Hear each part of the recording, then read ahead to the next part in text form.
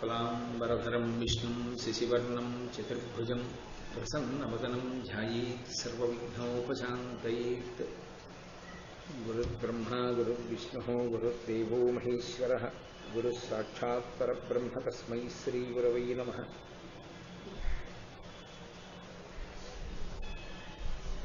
व्यासाय विष्णुरूपाय व्यासरूपाय विष्णवे नमो वै ब्रह्मनिधये वासिष्ठाय नमो नमः। पूजन्तं राम रामेति मधुरं मधुराक्षरम् आरुह्य कविताशाखां वन्दे वाल्मीकिकोकिलं।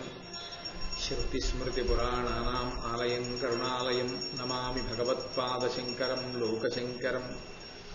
वागर्धाविव सम्पृक्तौ वागर्धप्रतिपत्तये जगतः पितरौ वन्दे पार्वतीपरमेश्वरौ। सूक्तिं समग्रेतुन स्वयमेव लक्ष्मीः श्रीरङ्गराजमहिषी मधुरैः कटाक्षैः। वैदग्ध्यवर्णगुणगुम्भनगौरवैर्यां कण्डूलकर्णकुहराः कवयोधयन्ति। हैमोद्भपुण्ड्रमजहन्मकुटं सुनासं मन्दस्मितं मकरकुण्डलचारुगण्डं बिम्बाधरं बहुलदीर्घकृपाकटाक्षं श्रीवेङ्कटेशमुखमात्मनि सन्निधत्तां। विमलपटी कमलपुटी पुस्तकरुद्राक्षसस्तहस्तपुटी कामाक्षी पक्ष्मलाक्षी कलितविपञ्ची विभासि वैरीची। मनोजवं मारुततुल्यवेगं जितेन्द्रियं बुद्धिमतां वरिष्ठं वातात्मजं वनरयूथमुख्यं श्रीरामदूतं शिरसा नमामि। आपदामपहर्तारं दातारं सर्वसम्पदां लोकाभिरामं श्रीरामं भूयो भूयो नमाम्यहम्।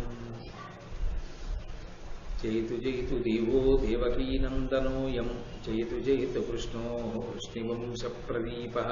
जयतु जयतु मेघश्यामलः कोमलाङ्गो जयतु जयतु पृथ्वीभरनाशो मुकुन्दः।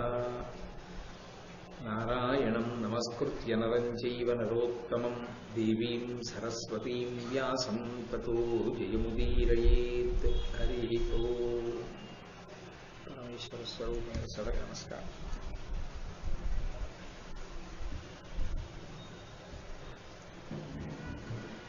బృహదశ్వరుడు అన్న మహర్షి ధర్మరాజు గారి దగ్గరికి వచ్చి నలోపాఖ్యానాన్ని వివరించాడు.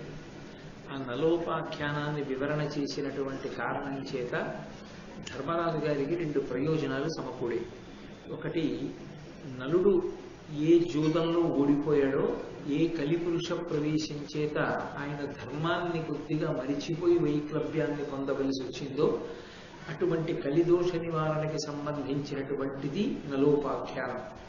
దాని చేత ధర్మరాజు గారికి ఉన్న సమస్త పాపములు నశించే, ఎక్కడైనా ఏవైనా ఉంటే. ఇక రెండవది, ఏ అక్షహృదయాన్ని ఉపదేశం పొందిన తర్వాత నలమహారాజు గారు మళ్లీ తన సామ్రాజ్యాన్ని తాను గెలుచుకోగలిగాడో, ఏ అక్షహృదయాన్ని ఉపదేశం పొందిన తర్వాత అవతల వారి యొక్క పన్నాగం సాగదో అటువంటి అక్షహృదయాన్ని బృహదశ్వుడు అనబడేటటువంటి మహర్షి ధర్మరాజు గారికి ఉపదేశం చేశాడు. ఇప్పుడు ఆ అక్షహృదయాన్ని ధర్మరాజు గారు ఉపదేశం పొందిన కారణం చేత 12 సంవత్సరాల అరణ్యవాసాన్ని, 1 సంవత్సరం అజ్ఞాతవాసాన్ని పూర్తి చేసుకుని బయటికి వచ్చిన తరువాత మళ్లీ వాళ్ళకి రాజ్యం ఇచ్చినట్లుగా ఇచ్చి మళ్లీ జూదానికి పిలిచి మళ్లీ ఓడించడం ఇక శకునికి సాధ్యం కాదు. ఎందుకంటే ఒకసారి అక్షహృదయం చేతిలోకి వచ్చిన తర్వాత అది సాత్వికారాధన కాబట్టి అక్షహృదయం చేతిలో ఉన్నవాడితో మాయాజూదం ఆడటం కుదరదు. కాబట్టి వాళ్ళు అరణ్యవాస అజ్ఞాతవాసములు పూర్తి చేసుకున్న తర్వాత తిరిగి మాయాజూదానికి ఆహ్వానింపబడి మోసపుచ్చడానికి కావలసినటువంటి అవసరానికి సంబంధించిన ద్వారాల్ని బృహదశ్వరుడు తత్మార్గం ద్వారా మూసివేశాడు. కాబట్టి ఇప్పుడు పాండవులకి యథోచితమైనటువంటి రక్షణ కలిగింది. ఇక రెండవది, భీముడు అస్తమానం మనం అరణ్యాల్లో ఉండిపోయాం, మనం కష్టాల్లో ఉన్నాం, మన యుద్ధానికి వెళితే బాగుంటుంది అంటూ చెప్పుకొస్తున్నాడు ధర్మరాజుతోటి. ధర్మరాజు గారి హృదయంలో కూడా అలా అటువంటి భావన ఏదైనా నిగూఢంగా ఉండిపోతే దాన్ని తొలగించడానికి బృహదశ్వరుడు చెప్పినటువంటి నలోపాఖ్యానం ఎంతో ఉపకారి అయింది. మళ్ళీ వాళ్ళు మానసికంగా ఉత్సాహాన్ని పొందారు. ఎందుకు పొందారు అంటే సాధారణంగా మనకి ఏదైనా కష్టం వచ్చిందనుకోండి, ఎంత కష్టం వచ్చిందో అని కుంగిపోతాం. మనకన్నా ఎక్కువ కష్టంలో పక్కవాడు ఉన్నాడు అనుకోండి, ఆయన అంత కష్టంలో ఉంచుకునే తట్టుకున్నాడు, ఆయన కష్టం ముందు మన కష్టం ఏ పాటి అనిపిస్తుంది. కాబట్టి ఎప్పుడైతే నలుడు పడినటువంటి కష్టాలు విన్నాడో ధర్మరాజు గారిలో ఒక పూనిక కలిగింది. నిజమే, ఏదో మృగాల్లా అరణ్యంలో తిరుగుతున్నాం, మా అంత కష్టాలు పడ్డవాళ్ళు ఉన్నారా అని అడిగాను బృహదశ్యుణ్ణి. నేను నా తమ్ముళ్లతో ఉన్నాను, భార్యతో ఉన్నాను, పురోహితుడు ధౌమ్యుడితో ఉన్నాను, కొన్ని వేల మంది బ్రాహ్మణులతో ఉన్నాను. కానీ నలుడు పక్కన భార్య లేదు, పక్కన తమ్ముళ్ళు లేరు, ఆయన ఒక్కడే. అది కూడా భార్య కట్టుకుంటే ఆ చీరలో ఒక మొక్కని చించి తాను కట్టుకుని కష్టాలు పడ్డాడు. నలుడు పడినటువంటి కష్టాల ముందు నేను పడిన కష్టాలు ఏ పాటి అన్న భావన రాగానే ఆయనలో ఒక ఉత్సాహం వస్తుంది. ఆ ఉత్సాహమే మనిషిని సక్రమమైనటువంటి మార్గంలో మళ్ళీ నడిపిస్తుంది. ఉత్సాహమునకు వ్యతిరేక శక్తి శోకం.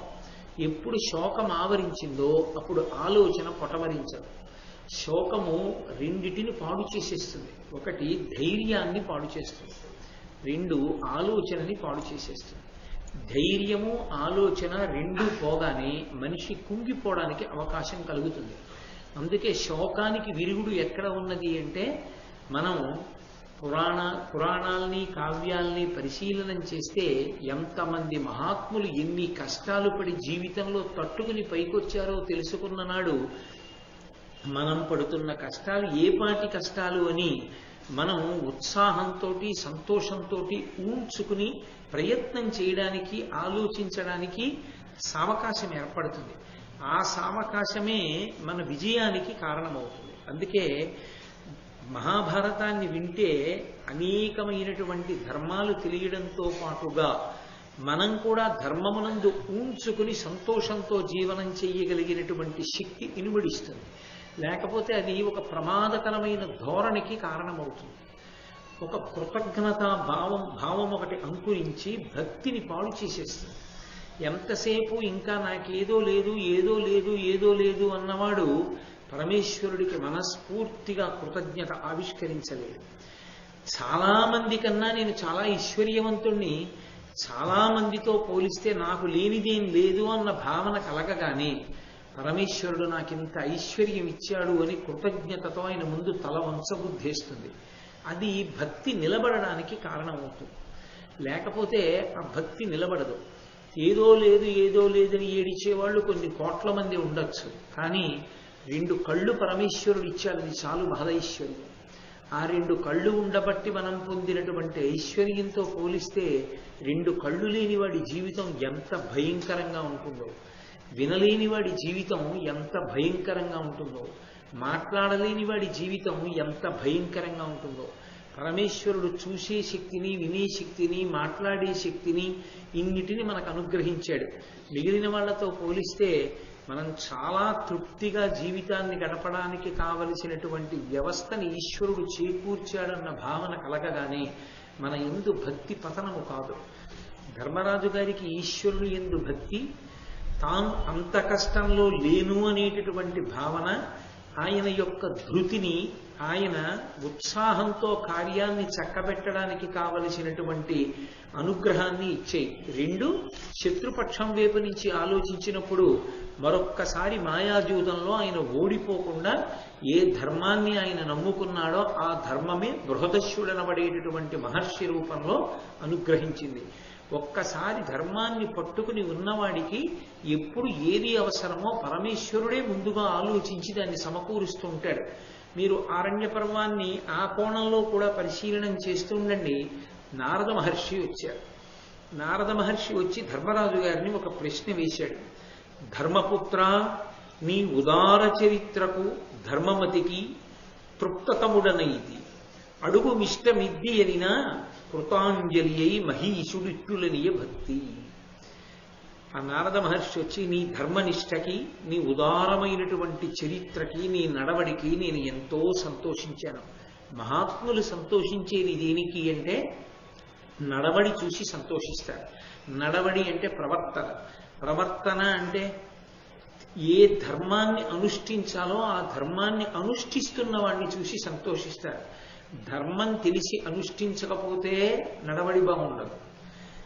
ఏమీ తెలియకుండా నడవడితో ఉన్నా సమగ్రంగా ఉండదు.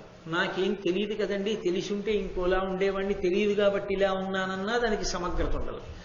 సమగ్రత అన్న మాటలో అర్థం ధర్మాన్ని తెలుసుకుని ఉండాలి, ఆ ధర్మాన్ని పూనికతో అనుష్ఠించగలిగి ఉండాలి.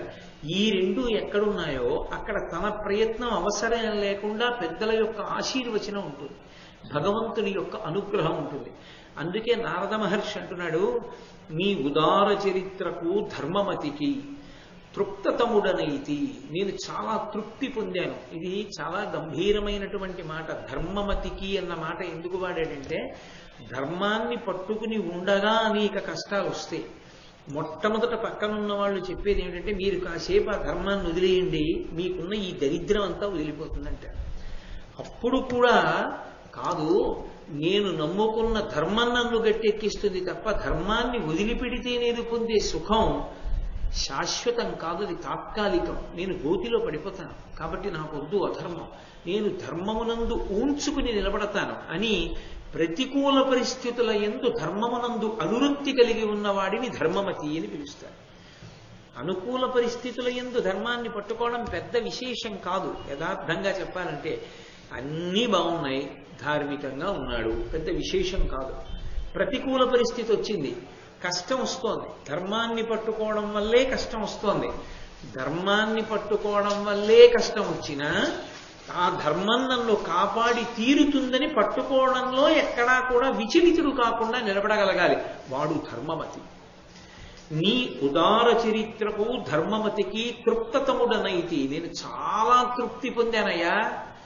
నేను ఏదో అర్ఘ్యపాద్యాదులు ఇస్తేను, నాకేదో పంచల్ చాపులెడితే పొంగిపోయేవాడిని కాదు. నీ ధార్మికమైన నడవడిని చూసి నేను చాలా ఆనందించాను. అడుగు మిష్టమిద్ది అనిన కృతాంజలి అయి, నీకు ఏది ఇష్టమో ఏది అడగాలనుకుంటున్నావో అది అడుగు, నిన్ను నేను అనుమతిస్తున్నాను అంటే కృతాంజలి అయి, అడగమన్నారు కదా, తనని పొగిడారు కదా అని యథేచ్ఛగా అడగకుండా రెండు చేతులొగ్గి అంజలి ఘటించిన వాడై పరమ వినయంతో మహీషుడిట్టులనియ భక్తి, ధర్మరాజు గారు పరమభక్తితో అడుగుతున్నాడు. ఒక చిన్న పద్యాన్ని నన్నయ్య గారు ఇస్తే మీరు ఆ పద్యాన్ని బాగా పరిశీలనం చేస్తే మీకు ధర్మరాజు గారు ఎంత వినయ విధేయతలతో నిలబడ్డాడో, నారదుడి ముందు ఎంత భక్తితో నిలబడ్డాడో అసలు ఆ పద్యం చదువుతున్నప్పుడు మీకు ఒక ప్రత్యక్ష ప్రసారం జరుగుతుంది. మీకు మనసులో ఆ ధర్మరాజు గారు నిలబడినటువంటి వినయంతో కూడుకున్న తీరు కనపడుతుంది. కాబట్టి నారదుడు ధర్మరాజు గారితో అన్నాడు, ధరణి ప్రదక్షిణంబుగా ముదంబున గృమ్మరి తీర్థసేవనాపరులగుచున్న ధన్యులు శుభస్థితి నిట్టి ఫలంబు నందగాంతురు బహుతీర్థ కీర్తనముతో నిరింగింపము దీని నావుడున్ నరవరుడైన పార్థునకు నారదుడిట్లని చెప్పే ప్రీతితో. వెంటనే ధర్మరాజు గారు నారద మహర్షిని ఉద్దేశించి అన్నారు, ఈ భూమండలాన్ని ప్రదక్షిణయుతంగా లేదా ప్రదక్షిణంగా అనేక ప్రాంతాలలో ఉన్నటువంటి విశేషమైనటువంటి తీర్థయాత్రా స్థలాలకి వెడుతూ ఉంటారు. నేను తీర్థయాత్రకి వెడుతున్నాను అంటూ వెడుతూ ఉంటారు. ఒకటి కాదు, రెండు కాదు. ఈ ధరణి యందు అటువంటి ప్రదేశములు ఎన్నో ఉన్నాయి.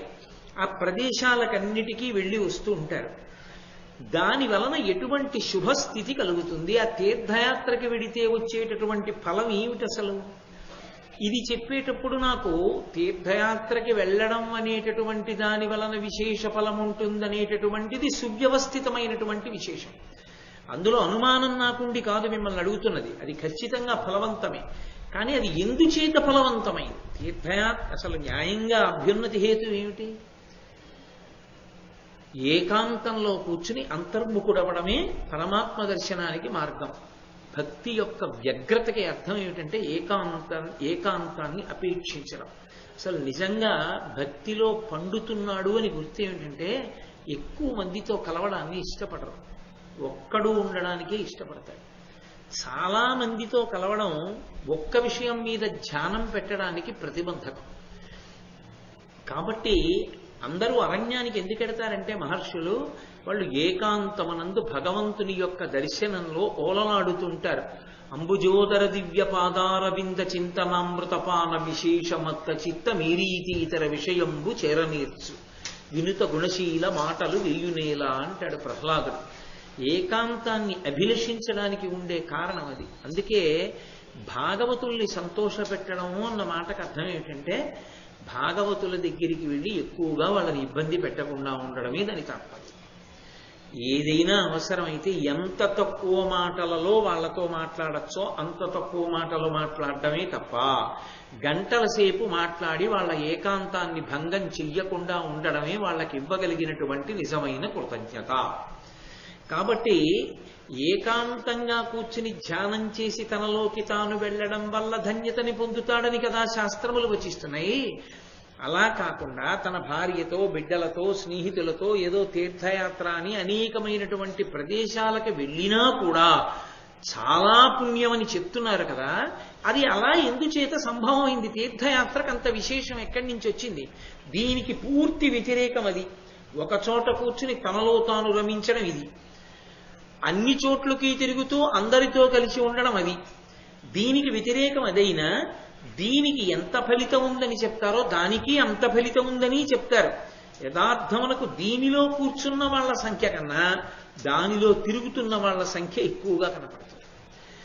అందుకే క్షేత్రాలకి ఎక్కువ మంది భక్తులు వస్తున్నారని బెంగపెట్టుకోకూడదు. అది చాలా చాలా పొరపాటు ఆలోచన విధానం. అది ఒక క్షేత్రానికి చాలా మంది భక్తులు వచ్చేస్తున్నారు, ఏం చేద్దాం అన్న ఆలోచన వచ్చిందనుకోండి, దానంత వ్యతిరేక కోణం, దానంత వ్యతిరేకమైన ఆలోచన ఇంకొకటి లేదు. ఒక క్షేత్రానికి ఎక్కువ మంది భక్తులు రావలసిందే. అలా భక్తులు వస్తేనే వాళ్ళకి దేశకాలములకు అనుగుణమైన రీతిలో వాళ్ళు క్షేత్ర దర్శనానికి వచ్చి తరించడానికి కారణమవుతోంది. భగవద్ అనుగ్రహం ఉంది. అప్పుడు వాళ్ళని ఎన్ని చోట్లకి ఎలా సర్ది ధరింప చెయ్యాలన్నది ఆలోచన చెయ్యాలి తప్ప వాళ్ళని రాకుండా మనం ఎలా చెయ్యాలన్న ఆలోచన రానియకూడదు ఎవరికి. కాబట్టి ఎందుచేత తీర్థయాత్ర అంత గొప్పదైంది? నాకు ఆ కారణం చెప్పవలసింది అని అడిగాడు ధర్మరాజు. నిజానికి మనందరి గురించి ఆ ప్రశ్న వేశాడా అనిపిస్తుంది.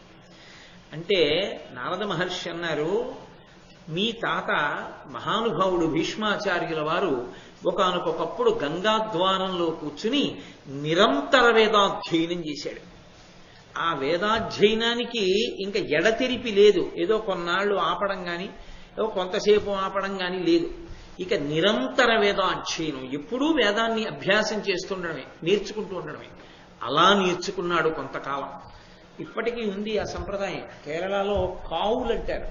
కావులని కొన్ని ప్రదేశాలు, నేను అవి చూడాలి జీవితంలో, అసలు ఆ వైభవం ఏమిటో చూడాలని ప్రత్యేకంగా కారు చేయించుకుని వెళ్ళాను కూడా ఒకప్పుడు ఆ ప్రాంతాలకి. అక్కడ కేరళలో చాలా పెద్ద పెద్ద స్థలాలు ఉంటాయి. 2-3 ఎకరాలు లేదా కనీసం 2 ఎకరాలలో ఒక్క ఇల్లు ఉంటుంది. యజమాని కొంత వాళ్ళు తినడానికి వరి, కొన్ని కాయగూరలు, కొన్ని పాదులు ఇవన్నీ పెట్టేసి ఒక ఏడాది పాటు సెలవు పెట్టడమో ఏదో చేసేసి ఇక ఆయన బయటికి రాడు ఇల్లు విడిచిపెట్టి. గురువు గారిని ఎంతో గౌరవ మర్యాదలతో ఇంటికి తీసుకొస్తారు. గురువు గురుపత్ని కూడా వచ్చేస్తారు. వచ్చేస్తే వాళ్ళ పని ఏమిటంటే ప్రొద్దుటి నుంచి ఇక రాత్రి పడుకునే వరకు వేదాధ్యయనం, అగ్నిహోత్రం ఇవన్నీ చేసుకుంటారు. భార్య ఆ ఇంటి ప్రాంగణంలో దొరికిన పదార్థాలే పచనం చేసి పెడుతూ ఉంటుంది. అవి తింటూనే వాళ్ళ కార్యక్రమం చేసుకుంటుంటారు. మధ్యలో ఉంటుందో ఇల్లు, అసలు అది అందుబాటులో ఉండదు, లోపలికి వెళ్ళడానికి ఉండదు. వాళ్ళు అంత కష్టపడి చేస్తారు వేదాధ్యయనం. అలా వేదాధ్యయనాన్ని నిరంతరం చేశాడయా మీ తాతగారు ఒకనొకప్పుడు గంగాద్వారం దగ్గర. అలా వేదాధ్యయనం చేస్తూ తండ్రికి ప్రీతి కల్పించేటటువంటి సత్క్రియలు ఏముంటాయో ఎంచుకున్నాడు. ఎంచుకుని ఆ సత్క్రియలను అదే పనిగా చేస్తూ వెళ్ళాడు. అంటే అది కృతజ్ఞత అన్న మాటకు అర్థం. నాన్నగారి ఫోటో ఇంట్లో ఉండదు కొందరి ఇళ్లలో, అమ్మ ఫోటో ఇంట్లో ఉండదు, తాత ఫోటో అసలు అవకాశమే ఉండదు. ఇక నాయనమ్మ సంగతి అవి చెప్పే అవసరం ఏముంటుంది? కాబట్టి ఇంట్లో 5,000 నుంచి 10,000 రూపాయల వరకు కలంలో ఉన్న సిర కాగితం మీద ఒలికిపోతే పొట్లం కట్టి విప్పితే అర్థం లేనటువంటి ఒక ముద్ర ఎలా పడుతుందో అలా అర్థం లేనటువంటి కొన్ని కొన్ని చిత్తరువులు తగిలించి ఉంటాయి. వాటికి అర్థం ఆయనకి తెలియదు, వెళ్ళి చదివినా మనకి తెలియదు. దాని వెల చూసి ఓహో పెట్టుకున్నాడు ఎందుకో అనుకోవాలి. అది ఆయనదో అయోమయం, ఆ చిత్తరు ఓ అయోమయం తప్ప అసలు తనకి జన్మనిచ్చినటువంటి తండ్రి ఫోటో ఎక్కడా ఉండదు, తనకి జన్మనిచ్చిన తల్లి ఫోటో ఎక్కడా ఉండదు. ఆ తండ్రిని స్మరించి ఒక్కసారి ఆయనకి నమస్కారం చేయడం ఎప్పుడూ ఉండదు. ఏటి సూతకం ఒక్క ఏడాది పట్రా నీ తండ్రి కోసం తల్లి కోసం అంటే అలోమని ఏడుస్తారు. ఇక ఏటి సూతకం అయిపోయిన తర్వాత కూడా ఉన్నారు మహానుభావులు, నేను అంటలేదు, అందరినీ ఒక గాట కట్టి నేను మాట్లాడడం ఎప్పుడూ సంభవం కాదు. చాలా మంచి వాళ్ళు, తల్లిదండ్రుల్ని అపార భక్తితో సేవించిన వాళ్ళు, నాకే ఎరుకలో ఉండి తండ్రి ప్రాణం పోతోందని తెలిసినా కూడా ఆయన కోరుకుంటే కాశీ తీసుకెళ్లిన వాళ్ళు, తల్లిదండ్రుల కోసం గోదానం చేసిన వాళ్ళు, గోశాలలకి విరాళాలు ఇచ్చిన వాళ్ళు ఎందరో ఉన్నారు. నా వ్యాఖ్య అటువంటి మహాత్ములకు అటువంటి మంచి వాళ్ళకి ఉద్దేశించి చెప్తున్నది కాదు. నేను అటువంటి కృతజ్ఞుణ్ణి కాదు.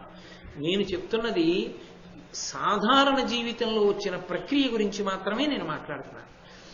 ఆ తండ్రి గురించి ఏటి సూతకం అయిపోయిన తరువాత కూడా మా నాన్నగారు నాకు ఈ శరీరాన్ని ఇచ్చాడని గుర్తు పెట్టుకుని 365 రోజుల్లో ఒక్కరోజు తండ్రి కోసం ఏదో ఒక అమావాస్య, కనీసంలో కనీసం పితృపక్షం, మహాలయ పక్షంలో వచ్చేటటువంటి అమావాస్య తిథిని కేవలం తన పితరుల కోసమే వెచ్చించడం. ఆ విషయంలో నిజంగా ఆంధ్రదేశం నేను ఇలా అన్నందుకు నేను క్షమింపబడదని గాక సిగ్గుతో తలంచుకోవాలి. ఎందుచేత నేను ఈ మాట అంటున్నానంటే, మీరు వెంకటాచలాన్నే నిదర్శనంగా తీసుకోండి. తిరుమల మహాలయ పక్షంలో ఒక్క తమిళ దేశం నుంచి ఒక్కడు రాడు. మహాలయ పక్షంలో మీరు తమిళ దేశం వెళ్ళి చూడండి, వాళ్ళందరూ కూడా పితృపక్షం అంతా పితృదేవతల కోసమే కేటాయిస్తారు. వాళ్ళు తీర్థయాత్రలు, దేవాలయాలు ఎక్కడికి వెళ్ళరు. వాళ్ళు పితృదేవతల్ని ఉద్దేశించి మాత్రమే చేస్తారు. ఆ సమయం ఆఖరికి వీధుల్లో కూడా చేసేస్తారు, అంత పూనికతో చేస్తారు.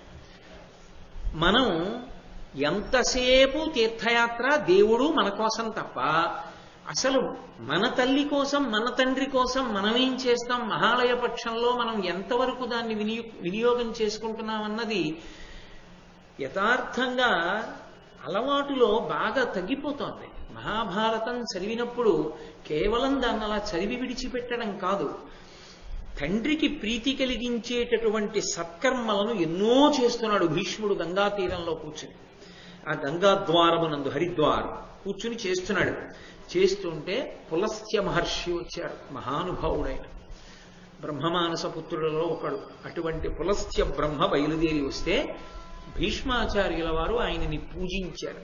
పెద్దలు వచ్చినప్పుడు పూజించుట అన్న మాట మహాభారతాది గ్రంథములను చూసి నేర్చుకోవాలి. కూర్చోండి అంటాం, అక్కడే మనము కూర్చుంటాం.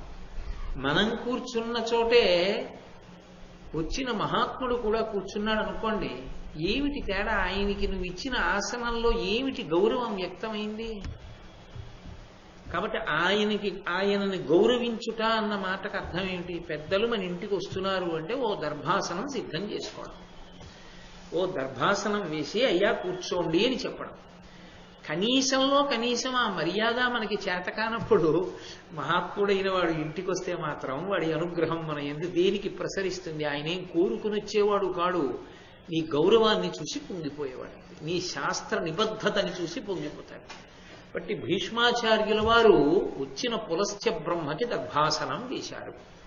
దర్భాసనం వేశారు అని వినమని చదువుకోమని కాదు, అవే జాగ్రత్తగా చదవాలి. ఇప్పుడు మహాభారతాది గ్రంథములు చదివినప్పుడు భీష్మాచార్యుల వారు పెద్దలు వస్తే ఏం చేశారన్న దానికే ఎక్కువ ప్రాధాన్యతనివ్వాలి. ఎందుకని అంటే మనం కూడా జీవితంలో అదే అనుష్ఠించవలసిన అవసరం ఉంటుంది. కాబట్టి ఒక దర్భాసనం వేసి వెంటనే ఆయనకి అర్ఘ్యం ఇచ్చాడు. అంటే చేతులలో నీరు పోసి, అయ్యా చేతులు కడుక్కోండి, కాసిన మంచినీళ్లు పుచ్చుకుంటారా అని అర్ఘ్యం ఇచ్చాడు. ఆయన తాగారా తాగలేదా వేరు, నువ్వు ఇచ్చావా అన్నది అవసరం. అర్ఘ్యం ఇచ్చి పాద్యం ఇచ్చాడు. పాద్యం అంటే కాళ్ళు కడుక్కోండి, కాళ్ళు కడుక్కోవడానికి నీళ్ళు ఇచ్చి, ఆయన కడుక్కుంటారని కాదు, తాను కడగాలి, తాను కాళ్ళు కడిగాడు అని. ఆ కాళ్లను తన శిరస్సు పైన ఉంచుకున్నాడు. అది మర్యాద. ఆయన పాదముల మీద తన శిరస్సు పెట్టలేదు, ఆయన పాదముల వద్ద తన శిరస్సు ఉంచాడు. భీష్ముడు ఏం చేస్తున్నాడో పులస్త్య బ్రహ్మ గ్రహించాడు. గ్రహించి ఆయన యందు కలిగినటువంటి ప్రీతి చేత తన 2 పాదములను ఎత్తి భీష్మాచార్యుల వారి తల మీద ఉంచాడు. అది మహోత్కృష్టమైనటువంటి ఆశీర్వచనం.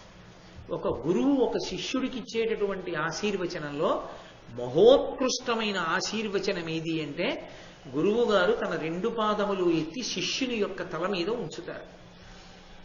నేను తరచుగా మీతో అంటూ ఉంటాను, కంచి కామకోటి పీఠాధిపత్యం వహించినటువంటి మహాపురుషులు అపరశంకరాచార్యుల వారు ఈ భూమి మీద నడయాడిన వేరొక పరమేశ్వర స్వరూపం అది. కంచి కామకోటి పీఠాధిపత్యం వహించిన శ్రీ శ్రీ శ్రీ చంద్రశేఖరేంద్ర సరస్వతి మహాస్వామి వారి దగ్గరికి ఒకనకొకప్పుడు ఒక వ్యక్తి వచ్చి దక్షిణామూర్తి స్తోత్రానికి వ్యాఖ్యానం చేశాను అని పుస్తకం అక్కడ పెట్టారు. ఆయన అలా పేజీలు తిప్పి చూశారు. అది సంస్కృత భాష్యం. వెంటనే ఆయన ఎంతో ఆనందించి ఆయన ఇలా రమ్మన్నారు. వచ్చి తల ఉంచాడు. ఆయన 2 కాళ్ళు ఎత్తి ఆయన శిరస్సు మీద ఉంచి, నీకు కావలసినంతసేపు ఉంచుకో. అంతకన్నా కటాక్షం ఇంకొకటి ఉండదు. అందుకే గురువు గారికి మానసికంగా నమస్కారం చేసినప్పుడు కూడా అత్యద్భుతమైన నమస్కారం ఏది అంటే, గురువు గారు తన పాదములను మన తల మీద పెట్టినట్టుగా భావన చేసి నమస్కరించారు. అది అభ్యున్నతి హేతువు, వినయమునకు పరాకాష్ఠ. మహాభారతం పంచమ వేదం.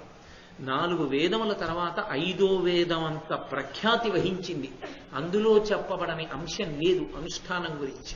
అందుకే అంత ప్రత్యేకంగా మాట్లాడుతున్నాడు నారదుడు. అయితే ఇంత చిన్న చిన్న విషయాలు కూడా తీర్థయాత్ర గురించి ఆయన అడిగితే భీష్మాచార్యుల వారు నమస్కారం ఎలా చేశాడో చెప్పడానికి అంత కష్టపడవలసిన అవసరం ఏంది అంటే అనుష్ఠాన సంబంధ విషయం. కాబట్టి ఆయన వచ్చినటువంటి పులస్త్య బ్రహ్మ తన 2 పాదములను భీష్ముని యొక్క తల మీద ఉంచారు. అలా ఎంతసేపు ఉంచుతాడు? పాదాలు తీసేస్తాడుగా, లేస్తాడుగా. లేచిన తరువాత ఇప్పుడు మళ్ళీ ఆ లేస్తున్నప్పుడు తన కుడి మోకాలు ఒక్కటి భూమి మీద ఉంచి ఎడమ మోకాలు పైకెత్తి వంగి నమస్కరించాడు. అది పరమ వినయంతో చేసేటటువంటి నమస్కారం. కాబట్టి కుడి మోకాలు భూమిపై ఉంచి మోకరిల్లి భీష్ముడు ఆయనతో మాట్లాడడం ప్రారంభిస్తూ, మీ సేవకుడు మీ దగ్గర ఉన్నాడు. రామచంద్రమూర్తి కూడా వశిష్ఠ మహర్షి దగ్గర ఇదే మాట, విశ్వామిత్ర మహర్షి దగ్గర ఇదే మాట అంటారు. కింకరవు సమపస్థితవు, మేము కింకరులము నీ వద్ద ఉన్నాము అంటారు. నీ సేవకులం మేమున్నాం. ఎందుకని? లోకంలో ఎవరైనా చెప్తే సలహా, గురువు గారు చెప్తే ఆజ్ఞ. గురువుగారు నేను ఆజ్ఞాపిస్తున్నాను అనక్కర్లేదు. గురువుగారు ఏదైనా పిలిచి చెప్పారు అంటే ఖచ్చితంగా అది అభ్యున్నతికారకమైతేనే చెప్తాడు తప్ప అలివిమాలిన మాటలు, అక్కర్లేని విషయాలు ఆయనకి సంబంధం ఉండకూడదు. అది అవతల తన శిష్యులకి అభ్యున్నతికారకమే, అది వాళ్ళని ఉద్ధరిస్తుంది, వాళ్ళకి చాలా ఉపకారం చేస్తుంది అనుకుంటేనే చెప్పాలి. కాబట్టి మీ సేవకుడు సిద్ధంగా ఉన్నాడు అంటే మీరు ఆజ్ఞాపించండి ఏం చెయ్యాలో నేను చేస్తాను అంటే, నేను చాలా ప్రీతి చెందానయా భీష్మ, నీ ప్రవర్తనకి ఏమడగాలనుకుంటున్నావో అడుగు అన్నాడు పులస్త్య బ్రహ్మ. అప్పుడు ధర్మరాజా, నారదుడు చెప్తున్నాడు, ఇప్పుడు నువ్వు నన్ను ఏమడిగావో అదే మీ తాతగారు పులస్త్య బ్రహ్మను అడిగాడు. అంటే ఆ వంశంలో ఇలాంటి మంచి ప్రశ్నలు వేసే అలవాటు ఉందన్నమాట. అలా ప్రవర్తించడం ఆ వంశ లక్షణం. కాబట్టి ఆ రోజు భీష్మాచార్యుల వారు కూడా ఇదే ప్రశ్న పులస్త్య బ్రహ్మను అడిగారు. అడిగితే ఆయన కూడా జవాబు చెప్పాడు. అదే నేను నీకు కూడా చెప్తున్నాను ధర్మరాజా. కడగి బుద్ధీంద్రియ కర్మేంద్రియంబులయందు సంయత చిత్తులైన వారు, ధృతి నహంకార ప్రతిగ్రహాపేక్షలయందు నివృత్తాత్ములైన వారు, అల్పభోజనులు, అనారంభకులనయ్యు అత్యంత సంతోషులైన వారు, సత్యవ్రతులు, శుభాచారులు, అక్రోధనులగుచు ధర్మాన్వితులైన వారు, అఖిల తీర్థ శతములాడిన ఫలములు, అఖిల యజ్ఞ విధులనైన ఫలము బడయుదురు. విహీన భాగ్య దుష్కృతులకు పరమ తీర్థ సేవ బడయనగునే. ఓ భీష్మ, ధర్మరాజు గారితో చెప్తుంటే నారదుడు, ధర్మరాజా, కడగి బుద్ధీంద్రియ కర్మేంద్రియముల యందు సంయత చిత్తులైన వారు, కర్మేంద్రియములను జ్ఞానేంద్రియములను బుద్ధిని తమ ఇష్టం వచ్చినట్టుగా పరిగెత్తడానికి వీలు లేకుండా సంకెళ్ళు వేసి పట్టుకుని తమ అదుపులో ఉంచుకున్నటువంటి వారు, ధృతినహంకార ప్రతిగ్రహాపేక్షలయందు నివృత్తాత్ములైన వారు, పరమ పట్టుదలతో అహంకారమును పోగొట్టుకుని ఎవరి దగ్గర ఎప్పుడు ఏం పుచ్చుకుందామా అనేటటువంటి కోర్కెని పూర్తిగా జయించిన వారై, నాకిది కావాలన్న కోరిక లేకుండా నాకు పరమేశ్వరుడు ఏమివ్వలేదు అన్న భావన చేత పుచ్చుకోని వారై, అల్పభోజనులు, చాలా తక్కువ ఆహారం తీసుకునే వాళ్ళై, అంటే నాలుకకు లొంగి తినేవాళ్లు కాకుండా శరీరానికి శక్తి కోసం మాత్రమే తినేటటువంటి వారై, అనారంభకులయ్యు, ఏదో కనబడిన ప్రతి పని మొదలెట్టేయాలనేటటువంటి ఉత్సాహం లేని వాళ్ళై, అత్యంత సంతోషులైన వారు, విహిత కర్మాచరణాన్ని చేస్తూ ఎప్పుడూ సంతోషంగా ఉండేటటువంటి మనస్సుతో ఉన్నవాళ్ళు, సత్యవ్రతులు, అబద్ధం ఆడకుండా సత్యాన్ని మాట్లాడేవారు, సత్యము అంటే ఈశ్వరుణ్ణి పొందడానికి ఏవి అనుకూలమో అటువంటి వ్రత విధానములు నిరింగి అనుష్ఠించేటటువంటి వారు, శుభాచారులు, మంచి ఆచారము కలిగినటువంటి వారు, అంటే మంచి నడవడి కలిగిన వారు, అక్రోధనులు, దీర్ఘతరమైనటువంటి కోపాన్ని విడిచిపెట్టినటువంటి వాళ్ళు, ధర్మాన్వితులైన వారు, ఎప్పుడూ ధర్మమునందు పూనిక కలిగి అనుష్ఠించేవాళ్ళు, అఖిల తీర్థశతములాడిన ఫలములు, అఖిల యజ్ఞ విధులనైన ఫలములు పడయుదురు. వాళ్ళు ఎక్కడికి వెళ్ళక్కర్లేదు, ఏమీ చెయ్యక్కర్లేదు. ఈ లక్షణాలుంటే, అటువంటి లక్షణాలు ఉన్నటువంటి వాళ్ళు అనేకమైనటువంటి తీర్థములయందు స్నానమాడినటువంటి ఫలితము వారిని ఆవహించి ఉంటుంది. కాదు, కొన్ని వేల యజ్ఞములు చేసినటువంటి ఫలితము వారిని ఆవహించి ఉంటుంది. అందుకే పరమ భాగవతోత్తములైన వారి పద రజస్సు తలను దాల్చని వారి వారి వారి వారి వారి తొలతి కట్టి రెండు దూతలారా అన్నాడు అజామిళోపాఖ్యానంలో యమధర్మరాజు గారు. తీర్థయాత్రల యొక్క సారమంతా ఎక్కడుంటుంది అంటే, పరమభక్తి తత్పరులైన వారి యొక్క పాదము అడుగున బూది రూపంలో, ధూళి రూపంలో అంటుకుని ఉంటుంది. అందుకే వారి పాదములకు అంటి ఉన్న రజస్సు తల మీద జల్లుకుంటే అనేకమైన తీర్థయాత్రలు చేసిన ఫలితం వస్తుంది. కాబట్టి అటువంటి మహాత్ములైన వారు ఉన్నారే, వాళ్ళు ఎక్కడికి వెళ్ళక్కర్లేదు. వాళ్లే యజ్ఞం చేసిన ఫలితాన్ని, తీర్థయాత్రలు చేసిన ఫలితాన్ని పొందుతారు. కానీ విహీన భాగ్య దుష్కృతులకు చేసినవన్నీ దోషభూయిష్టమైన పనులు, దానివల్ల పాపభూయిష్టమైన జీవనం. ఐశ్వర్యమా? లేదు, దరిద్రుడు కాబట్టి ఎక్కడికి వెళ్ళలేడు. పోనీ యజ్ఞయాగాది క్రతువులకి వెడతాడా? తన పాపం తనకి అడ్డొచ్చి ఎవరో చేస్తున్నా చూడ్డానికి వెళ్ళడం. కాబట్టి ఇప్పుడు అటువంటి వాడికి సద్గతి ఎక్కడి నుంచి కలుగుతుంది? అటువంటి వాడికి ఉన్న తేలికైన మార్గం శాస్త్రము, ఈశ్వరుడు అందించింది ఏమిటో తెలుసా? తేలికగా తరించడానికి మార్గం మనసు నిగ్రహించలేనివాడు, బ్రతకడానికి మాత్రమే తినగలిగినవాడు, నిత్య సంతోషంతో ఉండగలిగినవాడు, కర్మేంద్రియ జ్ఞానేంద్రియములు, బుద్ధి, మనస్సు, చిత్తము, అహంకారము అనేటటువంటి వాటిని తన వశం చేసుకున్నవాడు కాలేకపోతే, క్రతుఫలములు పడయగ దుర్గతులకు దొరకొనదు, తీర్థ గమనంబున తత్క్రతు ఫలములందుదురు దుర్గతులును. ఇది మునుల మతము కౌరవ వృషభ. ఓ కౌరవ వృషభ, ఓ ధర్మరాజా, ఎందుకు తీర్థయాత్ర చేస్తారు అంటే, యజ్ఞయాగాది క్రతువులు అందరూ చెయ్యలేరు. అందరూ చెయ్యలేకపోవడానికి రెండు కారణాలు. ఒకటి పాపము, రెండు దరిద్రుడయ్యుండుట, దాన్ని చేయడానికి కావలసినంత ఐశ్వర్యం ఉండకపోవడం. ఇప్పుడు కాబట్టి వాళ్ళు ఆ ఫలితాన్ని పొందలేరు. దుర్గతులకు దొరకొనదు, వాళ్ళు అటువంటివి చెయ్యలేరు. కాబట్టి వాళ్ళు ఎలా తరించాలి? అనేకమైన యజ్ఞములు, అనేకమైన యాగములు చేసిన ఫలితాన్ని ఇక వాళ్ళ జీవితంలో వాళ్ళు పొందలేరా? ఇక అసలు నేను యజ్ఞం చేశాను, నేను యాగం చేశానన్న ఫలితాన్ని పొందే అవకాశం వాడికి లేదా? అందరికీ అందరూ పడిపోయి ఉండిపోవలసిందేనా? ఎవరో ఎక్కడో ఒక్కడు చేస్తాడు యజ్ఞం, ఎవరో చేస్తారు యాగం.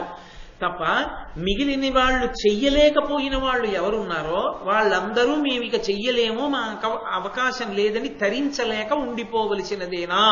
ఇది ధర్మరాజు గారి ప్రశ్నకున్నటువంటి విలువ. ఇప్పుడు ధర్మరాజు గారు అడిగిన ప్రశ్న వల్ల జవాబు వలన ఎవరు సంతోషం పొందాలి? మనందరమే. ఇప్పుడు యజ్ఞయాగాదులు చెయ్యలేని వాళ్ళని ఉద్ధరించడానికి పరమేశ్వరుడు తేలిక మార్గంగా దేన్ని ఇచ్చాడో చెప్తున్నాడు. తీర్థగమనంబున తత్క్రతు ఫలములందుదురు దుర్గతులును ఇది మునుల మతము కౌరవ వృషభ. ఎంతటి పాపం చేసిన వాడు, ఎంత దరిద్రుడు కూడా యజ్ఞయాగాది క్రతువులను చేసినటువంటి మహాఫలాన్ని పొందాలి అంటే తీర్థయాత్రకి వెళ్ళి తీర్థ స్నానము చేయుటయే. తీర్థాలు ఉంటాయి, బోలెడన్ని తీర్థాలు ఉంటాయి. ధర్మరాజు గారు ఓ ప్రశ్న అడిగాడు, నాకు ఫలం చెప్పి విడిచిపెట్టడం కాదు, ఈ భూమండలం మీద తప్పకుండా స్నానం చెయ్యవలసినటువంటి తీర్థములను గురించి కూడా నాకు చెప్పని అడిగాడు. కాబట్టి తీర్థయాత్ర ఎందుకు వచ్చింది? నువ్వు చెయ్యలేకపోయిన దాని ఫలితాన్ని దీని వలన పొందవచ్చు. అదేమిటండి, స్నానానికి అంత ఫలితం వస్తుందా? వస్తుంది. వేదం కూడా నిర్ధారించింది. అంగిరసాది మహర్షులు యజ్ఞయాగాది క్రతువులు చేసి ఉత్తమగతులను పొంది వెళ్ళిపోతూ వారి యొక్క శక్తినంతటినీ కూడా కొన్ని కొన్ని స్థలముల యందు నిక్షేపించారు. అవి తీర్థములయ్యి. అక్కడికెళ్ళి స్నానం చేస్తే యజ్ఞం చేశాడన్న ఫలితం ఇస్తారు. తీర్థయాత్ర నిజానికి కేవలం దేవాలయ దర్శనం కోసం కాదు.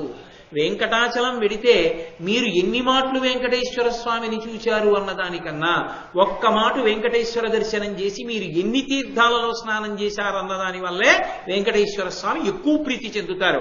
మహాభారతమే దానికి సాక్ష్యం.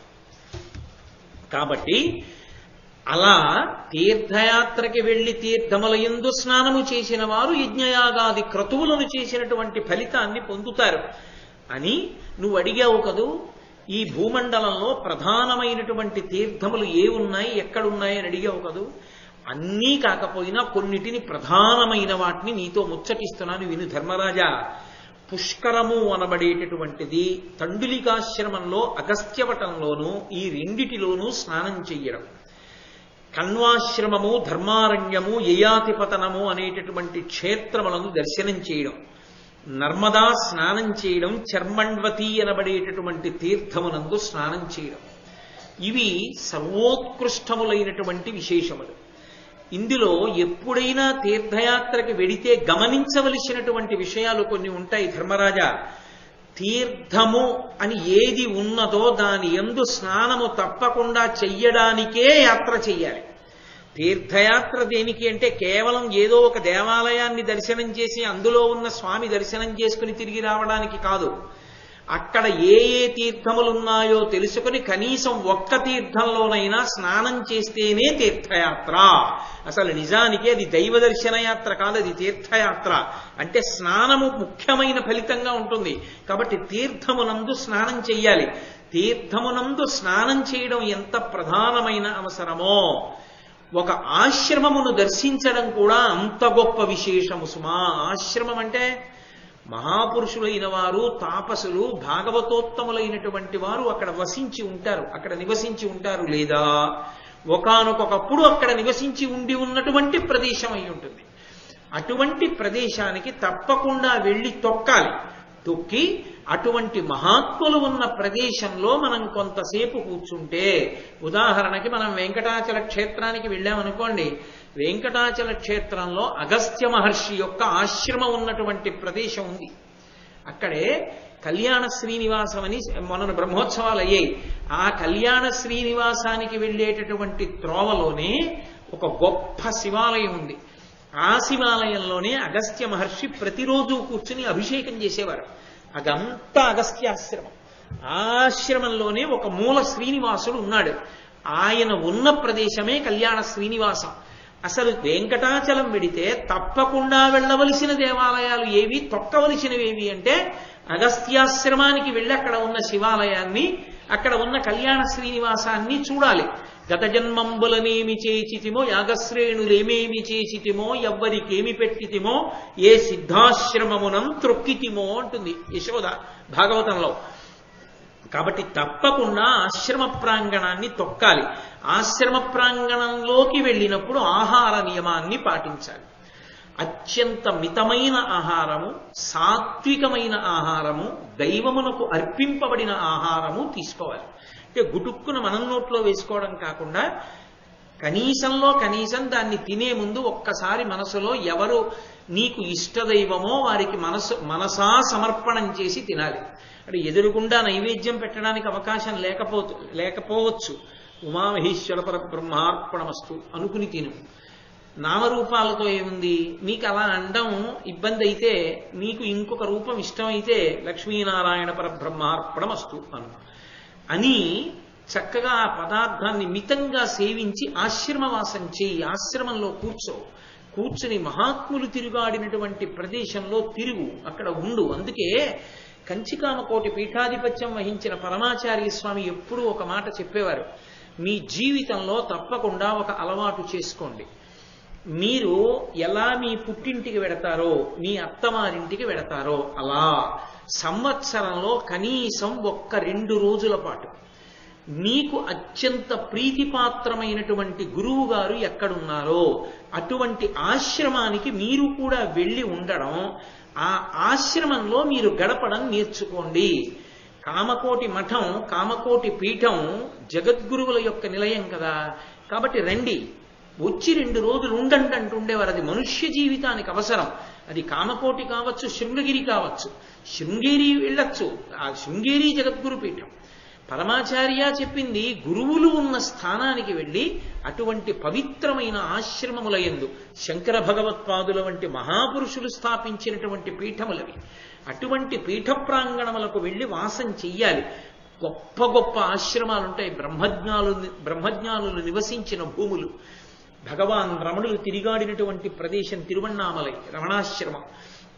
అటువంటి వాటి చోటికి వెళ్ళి తన బిడ్డలతో కలిసి 1-2 రోజులు అక్కడ కూర్చోవడం, భగవన్ సేవ చేయడం, భాగవత సేవ చేసుకోవడం, మౌనంగా ఉండడం, చక్కగా ఏదో పవిత్ర గ్రంథాన్ని 1-2 రోజులు అక్కడ చదువుకుని రావడం అలవాటు చేసుకోవాలి.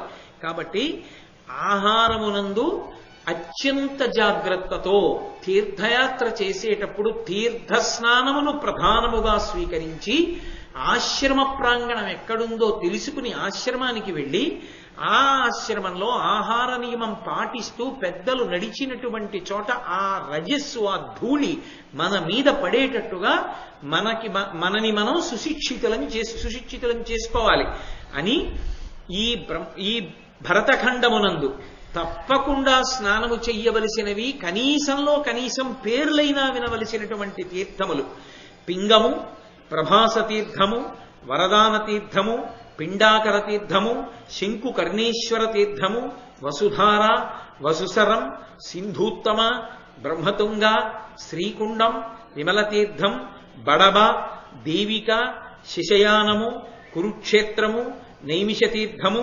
పుష్కరత్రయము, రామహ్రదము, పారిప్లవ, సర్వతీర్థము, వరాహతీర్థము, అశ్వినీ తీర్థము, కృతశౌచ తీర్థము, సోమతీర్థము, యక్షిణీ తీర్థము. ఈ తీర్థములలో తప్పకుండా స్నానం చెయ్యాలి. ఎందుకో తెలుసా? ఈ తీర్థాలకన్నిటికీ కూడా ఒక ప్రత్యేకత ఉంది. ఇక్కడికి వెళ్ళి స్నానం చేసినట్లయితే అసలు కలియుగంలో సంకల్పం చెయ్యడానికి వీలు లేనటువంటి కొన్ని యజ్ఞములు కూడా చేసినట్టు ఫలితంలో వేస్తారు. అశ్వమేధయాగం కలియుగంలో లేదు. అనాథ ప్రేత సంస్కారమే అశ్వమేధయాగం. అటువంటి గొప్ప గొప్ప యాగాలు, పౌండరీకము, వాజపేయము, అశ్వమేధము, అగ్నిష్టోమము మొదలైనటువంటి గొప్ప గొప్ప యాగములను చేసినటువంటి ఫలితం ఒకటి కాదు, 10, 20, 100 అటువంటి యాగాలు చేశాడన్న ఫలితం కేవలము ఈ తీర్థముల యందు గురుక్కులిడిన కారణం చేత, స్నానం చేసిన కారణం చేత ఇస్తారు. కాబట్టి అంత శక్తివంతములు ఇవన్నీ కూడా భగవంతుని యొక్క అనుగ్రహం చేత, దేవతల యొక్క, పరమ భాగవతోత్తముల యొక్క స్పర్శ చేత ఏర్పడినటువంటి తీర్థములు. అలాగే శమంతక పంచకాలు అని 5 తీర్థములు కలిసి ఉన్నాయి. అవి తప్పకుండా స్నానం చెయ్యాలి. అవి పరశురాముడు 21 మార్లు భూమండలమంతా తిరిగి క్షత్రియులందరినీ చంపేశాడు. చంపేసి వాళ్ళ నెత్తురంతటినీ తీసుకొచ్చి 5 పెద్ద పెద్ద తటాకముల కింద ఏర్పాటు చేశాడు. ఆ నెత్తుటిలోంచి తన పితృదేవతలకి తర్పణం చేశాడు.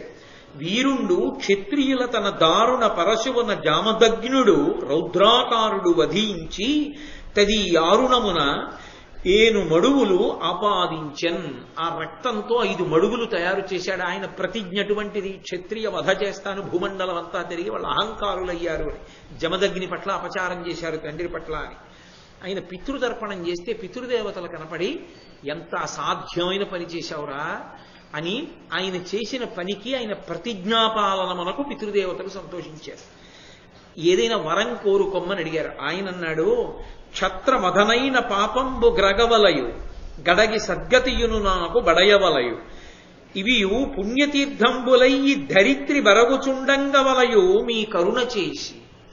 నేను ఇన్ని వేల మంది క్షత్రియుల్ని సంహరించాను, ఆ పాపం పోవాలి, పోయి నాకు సద్గతులు కలగాలి. అంతేకాదు ఇవి రక్తంతో ఉన్నవి 5 కూడా గొప్ప తీర్థములుగా మారిపోవాలి. అంటే సుజలములతో అవి తీర్థములుగా మారిపోయి ఆ తీర్థముల యందు స్నానం చేసిన వాళ్ళు ఎవరున్నారో వాళ్ళందరికీ కూడా దేవతల యొక్క పరిపూర్ణమైనటువంటి అనుగ్రహం కలగాలి అని పరశురాముడు పితృదేవతల యొక్క వరాన్ని పొందినటువంటి తీర్థములు ఆ శమంతక పంచకాలు. కాబట్టి ఆ శమంతక పంచకముల యందు స్నానం చెయ్యాలి.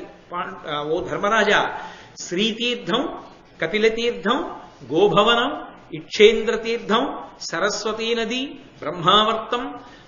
బ్రహ్మావర్తం, శరవణం, అంబాజన్మం, పుండరీకం, పావనం, శ్రీకుంజం, బ్రహ్మతీర్థం, 7 సారస్వతాలు, కపాలమోచనం, విశ్వామిత్రం, కార్తికేయం, పృథూకం, కురుతీర్థం, స్వస్తిపరం, గంగమడువు, బదరీవనం, ఏకరాత్రం, దధీచితీర్థం, సన్నిహిత, శాకంభరి, సువర్ణం, గంగాద్వారం, 7 గంగా సంగమం, త్రిగంగా సంగమం, శక్రావర్తం, కనస్వలం, బ్రహ్మతీర్థం. ఈ తీర్థములన్నీ కూడా ఎంత శక్తివంతములంటే వీని ఎందు స్నానం చేసిన వాడికి కేవలము యజ్ఞయాగాది క్రతువులు చేసిన ఫలములే కాకుండా కొన్ని వేల కపిల గోవుల్ని దానం చేసినటువంటి ఫలితము కూడా ఏర్పడుతుంది. ఇవి ఒక్కొక్కచో అంబా అని పేరు వచ్చినటువంటి అంబాజన్మం అని వచ్చినది సాక్షాత్ పార్వతీదేవి స్నానం చేసి పరమప్రీతిపాత్రమైనటువంటి తీర్థం. అటువంటి తీర్థములలో స్నానం చేసిన కారణం చేత ఆ దేవతల అనుగ్రహాన్ని పొంది శరీరం పతనమైన తరువాత ఉన్నత లోకాల్ని పొందుతాడు. అంతటి శక్తిని ఇవ్వగలిగినటువంటి తీర్థములు. అలాగే గయా అనబడేటటువంటి క్షేత్రం ఒకటి ఉన్నది. పలువురు కొడుకుల పడయంగవలయు అందొక్కరుండైనను ఓపి గయకు అరుగునో అనియును అశ్వమేధం గొప్ప చేయునో అనియును శ్వేతమైన ఆబోతు విడుచునో అనియును కొరుదురు అనవజ్జులైన గృహస్థులట్టి గయకేగి ఉభయ పక్షముల వసించిన కడు పుణ్యులు ఉభయ పక్షముల వారినుద్ధరింతురు అంద యోగి పిండమిడిన వారు అనగా పితృదయను కృతార్థులగుదురు అందు పల్గుతీర్థమాడిన వారికి పరమసిద్ధితో శుభంబు పెరుగు. ఓ ధర్మరాజా, లోకంలో ప్రతి గృహస్థు ఒక కోరిక కోరుకుంటాడు. నాకు అనేక మంది కొడుకులు జన్మించాలి, ఆ కొడుకులలో కనీసం ఒక్క కొడుకైనా అశ్వమేధయాగం చెయ్యాలి. అలా అశ్వమేధయాగం చేస్తే మంచిదే. అశ్వమేధయాగం చెయ్యలేకపోతే కలియుగంలో అశ్వమేధం లేదు. మళ్ళీ చెప్తున్నాను, అనాథ ప్రేత సంస్కారమే అశ్వమేధయాగం. అలా అశ్వమేధయాగం చేయకపోతే కనీసంలో కనీసం గయకి వెళ్ళేటటువంటి కొడుకు కావాలి. తల్లి తండ్రి శరీరం పడిపోయిన తరువాత గయకి వెళ్ళేటటువంటి వాడు అవ్వాలి. గయకి వెళ్ళడం అంటే ఎలా?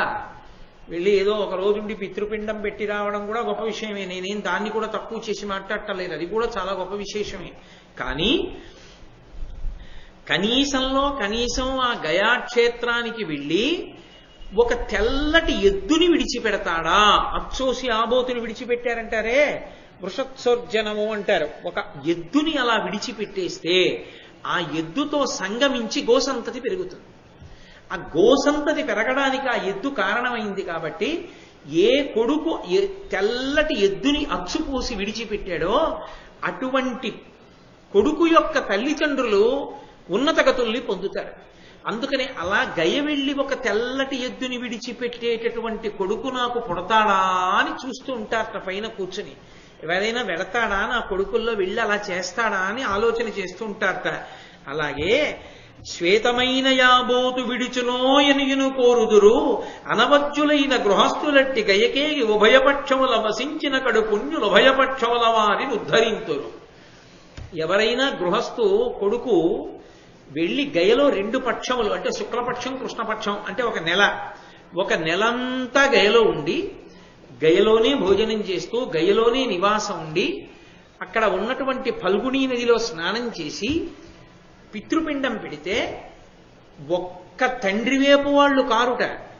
అటువంటి వాడు ఎక్కడ పుట్టాడో ఏ వంశంలో పుట్టాడో అటువంటి వాడి యొక్క ఉభయ వంశములు తరిస్తాయి. అంటే ఆయన చిటికిని వేలు పట్టుకున్నటువంటి భార్య యొక్క వంశం వైపు వాళ్ళందరినీ కూడా తరింపచేస్తాడు. అలాగే ఈయన యొక్క వంశం వైపు వాళ్ళందరినీ కూడా తరింపచేస్తారు. అలా గయలో ఒక్క నెల్లాళ్ళు ఉండేవాడు ఎవరైనా దొరుకుతాడా, అటువంటి కొడుకో అటువంటి మనవడో పుడతాడా మా వంశంలోనని ఎదురు చూస్తుంటారట పితృదేవతలు. అలా కోరుకుంటారట గృహస్థు. కాబట్టి ఆ గయాక్షేత్రం అంత గొప్పదయా. తప్పకుండా గయాక్షేత్రానికి వెళ్లి తల్లిదండ్రులకి పిండం పెట్టని వాడు పరమకృతజ్ఞుడు.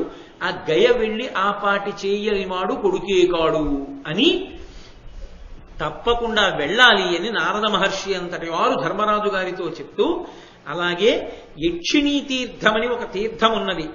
ఆ తీర్థంలో కానీ స్నానం చేసి నీటిని పుచ్చుకుంటే మహాపాతకములు కూడా ఉపశమిస్తాయి. అలాగే మణినాగము అనబడేటటువంటి తీర్థం ఉన్నది. ఆ తీర్థమునందు గ్రుంకులిడిన వాడిని మహావిష సర్పములు కూడా భయపెట్టలేవు. అలాగే గౌతమ వనంలో అహల్య హ్రదంలో స్నానం చేస్తే ఉదపానము అనబడేటటువంటి తీర్థంలో కూడా స్నానం చేసిన వాడికి అశ్వమేధయాగం చేశాడని ఫలితం వేస్తారు. అలాగే కంపన, మహానది ఈ 2 నదులలో ఎవరు స్నానం చేస్తారో వాళ్ళు పౌండరీక యాగం చేశారు అని ఫలితం వేస్తారు. దేవపుష్కరిణి, మహేశ్వరధార, మహేశ్వర పదం వీటిలో స్నానం చేసినట్లయితే 1,000,000 తీర్థముల యందు స్నానం చేసినటువంటి ఫలితాన్ని వేస్తారు. అలాగే సాలగ్రామం, దేవకూటం, కన్యా సంవైద్యం, కౌశిక హ్రదం, అగ్నిధార, కుమారధార, గౌరీ శిఖరకుండం, నందినీకూపం, గోకర్ణ తీర్థం, కాళిక, కౌశిక, ఊర్వశీ తీర్థం, సరస్వతీ తీర్థం, నంద, ఔలకం, కరతోయం, గంగాసాగర సంగమం, శోణానది, నర్మదా నది, బదరీ తీర్థం, మహేంద్ర, రామతీర్థ, మతంగ, కేదార, వంశగుల్మాలు, రామేశ్వరం ఇలాంటి చోట స్నానం చేసిన వాళ్ళందరూ కూడా విశేషమైనటువంటి యజ్ఞ యాగాది ఫలములను పొందుతారు. ప్రత్యేకించి దక్షిణ భారతదేశంలో పరమమైన తీర్థంబు శ్రీపర్వతంబు నందు దేవహ్రదంబాడి ఆదిదేవునీషు నర్చించి వడయందురిష్ట ఫలము అశ్వమేధ ఫలంబును అవనిజనులు. దక్షిణ దేశంలో శ్రీశైలం వెళ్లి శ్రీశైలంలో దేవహ్రదము అనబడేటటువంటి తీర్థంలో స్నానం చేసి మల్లికార్జున స్వామి దర్శనం చేసుకుని మల్లికార్జున లింగానికి పూజ చేస్తే వాడు పొందేటటువంటి పుణ్యాన్ని, వాడు ఎంత పుణ్యాన్ని మూట కట్టుకుంటాడన్న దాన్ని చెప్పడం ఎవరికీ సాధ్యం కాదు. అలాగే శ్రీశైలం వెళ్లి కృష్ణానదిలో స్నానం చేసి మల్లికార్జున లింగాన్ని దర్శనం చేసి పూజించిన విశేషమైనటువంటి ఫలితాన్ని పొందుతారు ధర్మరాజా. అంత గొప్ప తీర్థములు. అలాగే ప్రయాగ అనబడేటటువంటి క్షేత్రము, మనందరం అలహాబాద్ త్రివేణీ సంగమం ప్రయాగ పెడుతూ ఉంటాం. ఆ ప్రయాగ బ్రహ్మదేవుడు ఒకానొకప్పుడు యజ్ఞాలు చేయడానికి ఎంచుకున్న వేదిక. అక్కడే ఆయన యజ్ఞం చేస్తాడు. ఇప్పటికీ ఆయన తేజోరూపుడై అక్కడే యజ్ఞం చేస్తూ ఉంటాడట. కాబట్టి అందులో నిరంతరం కూడా త్రేతాగ్నులు వెలుగుతూ కనపడుతుంటాయిట. ఆ దివ్య దర్శనం చెయ్యగలిగినటువంటి తపశ్శక్తి కలిగిన వారికి ఆ యజ్ఞకుండం త్రేతాగ్నులు కనపడతాయి. అక్కడే వేదాలు సాకారములై వచ్చి నిలబడతాయిట. 60,10,000 తీర్థాలు కలిసి గంగా యమునా సంగమంలో ఆ త్రివేణీ సంగమాన్ని చేరి సేవిస్తుంటాయి. కాబట్టి అక్కడ ఒక్క చోట ఎవడు నియమంతో వెళ్లి త్రివేణీ సంగమంలో స్నానం చేస్తాడో వాడు 60,10,000 తీర్థముల యందు స్నానం చేసిన ఫలితాన్ని పొందుతాడు. ఈ ఇన్ని తీర్థముల స్నానము వలన ఎన్ని యజ్ఞయాగాది క్రతువులు చేసిన ఫలితం వస్తుందో అంత ఫలితాన్ని తీర్థయాత్ర చేసి త్రివేణీ సంగమ స్నానం చేసిన వాడి ఖాతాలో వేస్తాడు. కాబట్టి ఎంత తేలికగా అనుగ్రహించడానికి భగవంతుడిచ్చాడో చూడవయా ఈ ఏర్పాటుని. కాబట్టి త్రివేణీ సంగమంలో స్నానం చేస్తే వాడి ఫలితం ఏమంటే నేనేం చెప్పగలను. వాడు అనేకమైన రాజసూయ మహాయాగములు, అశ్వమేధయాగములు, సత్యవ్రతాలు, చతుర్వేదాలు అధ్యయనం చేయడం, తాత్పర్యం నేర్చుకోవడం, దాన ధర్మాలు చెయ్యడం చేసినటువంటి మహాపురుషుని యొక్క తల్లిదండ్రులు పూర్వతరములు ఎలా తరిస్తాయో అలా తరించి వీడిని కన్న వంశము కూడా అలా అభ్యున్నతిని పొందుతుంది. అంత గొప్ప గొప్ప క్షేత్రములయ్యా ఇవి అని చెప్పి నారదుడు ధర్మరాజుతో ఒక మాట చెప్పాడు. నాయనా, తప్పకుండా నువ్వు కూడా తీర్థయాత్ర చెయ్యి. అర్జునుడు ఇక్కడ ఎలాగో లేడు కాబట్టి నువ్వు నీ తమ్ముళ్లతో, నీ భార్య ద్రౌపదీదేవితో, నీ పురోహితుడైనటువంటి ధౌమ్యునితో కలిసి తీర్థయాత్రకు బయలుదేరు. పక్కన పురోహితుడు ఉండాలి తీర్థయాత్రకు వెళ్ళినప్పుడు. ఎందుకు ఉండాలి పురోహితుడు? అక్కడికి వెళ్ళిన తర్వాత ఇక్కడ ఇది చేసుకుంటే మంచిదండి అంటారు. ఇది చేసుకుంటే మంచిదండి అంటే, అయ్యో మా బ్రహ్మగారు లేరండి, ఇక్కడ ఎవరిని అడగాలో, సరిగ్గా చేస్తారో చేయరో, మళ్ళీ అటువంటి నింద చేయకూడదు బ్రహ్మస్థానంలో కూర్చోబెట్టి. ఇంటి పురోహితుడు కూడా యాత్రకు వస్తే ఎప్పుడు ఎక్కడ ఏది చేసుకోవాలో దాన్ని నీతో చేయిస్తాడు. చేయిస్తే దాని వలన ఫలితం వస్తుంది. కాబట్టి పురోహితుడైనటువంటి ధౌమ్యుణ్ణి కూడా తీసుకుని బయలుదేరు. ఆయన అంగీకారాన్ని, ఆయన ఆశీర్వచనాన్ని పొంది ఆయన్ని కూడా తీసుకుని వెళ్ళు అంటే, అర్జునుడు లేక నాకు కూడా చాలా చిన్నపోయింది, ఎప్పుడు తిరిగి వస్తాడో అని నేను ఎదురు చూస్తున్నాను. కాబట్టి ఈలోగా నేను ఖాళీగా ఉండకుండా తప్పకుండా నేను తీర్థయాత్ర చేస్తాను అని ధర్మరాజు గారు సంతోషిస్తూ అన్నాడు. ఈలోగా నారదుడు అన్నాడు, నీ అదృష్టం పండి రోమశ మహర్షి వస్తున్నారు, వారు వచ్చి నిన్ను తీర్థయాత్రకి తీసుకెడతారు అన్నాడు. మీతో మనవి చేశా రోమశ మహర్షి యొక్క గొప్పతనం, ఆయన తీర్థయాత్ర చేయడంలోనే ఆయన ప్రత్యేకత. ఆయన వచ్చి ధర్మరాజు గారితో అన్నాడు, ఈశున నీశు దొట్టి సురులెల్ల నభీష్టవరంబులిచ్చుటం చేసి కృతార్థుడైన కురుసింహము ఊర్జిత శౌర్యునర్జునున్ భాసురతేజు విశ్వ పరిపాలకుడైన మహేంద్రతోడనే కాసనమెక్కియున్న మహిమాస్పదు ఇంద్ర తనూజు చూచితిన్ బలవంతులైన భీష్మాదుల నర్జనుడొచ్చు నుర్జితుండై మరి పోరుల కర్ణుండు పదారవకళకు సమానుండు కాడు కవ్వడితోడన్. ఓ ధర్మరాజా, నేను ఇంద్రలోకానికి వెళ్ళాను. నేను ఇంద్రలోకానికి వెడితే అక్కడ మీ తమ్ముడైనటువంటి అర్జునుడు దేవేంద్రుడి యొక్క ఆసనం మీద అర్ధసింహాసనాన్ని అలంకరించి కూర్చుని ఉండగా నేను చూశాను. పరమేశ్వరుడితో పోటీపడి దేవతలందరూ ఆయనకి అస్త్రబలాన్ని ఇచ్చారు.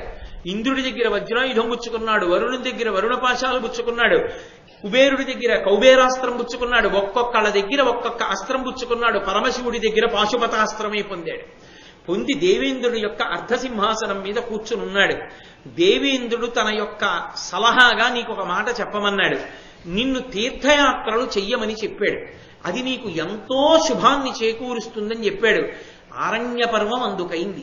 ఎంతమంది గురువులు వచ్చి ధర్మరాజు గారితోటి పాండవులతోటి చేయించవలసిన మంచి పనులు చేయిస్తున్నారో చూడండి.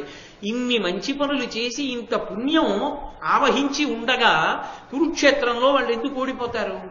కాబట్టి నువ్వు తప్పకుండా యాత్రకి బయలుదేరవలసింది అని రోమశ మహర్షి చెప్పి, నాతో ఇంద్రుడు ఒక మాట అన్నాడు, నన్నే నిన్ను దగ్గరుండి తీర్థయాత్రకి తీసుకెళ్లి అన్నీ చూపించమన్నాడు. తీర్థయాత్ర చేయించడంలో రోమశ మహర్షిది ఒక ప్రత్యేకత. ఎక్కడ ఏ ఉన్నాయో తీసుకెళ్లి చూపించగలడు. అటువంటి సమర్థులు లేడనుకోండి, యాత్రకి వెళ్ళి ఏం ప్రయోజనం? ఎక్కడ ఏముందో మనకు తెలియదు. వెళ్ళొచ్చేశాక అయ్యో అక్కడది ఉందా అండి మాకు తెలియదు అంటారు. అంతవరకు ఎందుకు? నేను ఒక మాట చెప్తాను. ఇప్పుడు నేను త్రివేణీ సంగమ స్నానం గురించి చెప్పాను. చెప్పగానే అంత గొప్పదా, ఈ మధ్యనే వెళ్ళొచ్చామనో లేకపోతే వెళదాం అనుకుంటున్నామనో పక్క వాళ్ళకి చెప్పకుండా మీరు ఉండగలరా? ఆ ఆనందం అటువంటిది. ఆ త్రివేణీ సంగమ స్నానం చెయ్యాలని అంత సంతోషం కలుగుతుంది వెంటనే. దాని ఫలితం తెలిస్తే దానిలో స్నానం చెయ్యాలనేటటువంటి ఉత్సాహం అంత పెరుగుతుంది.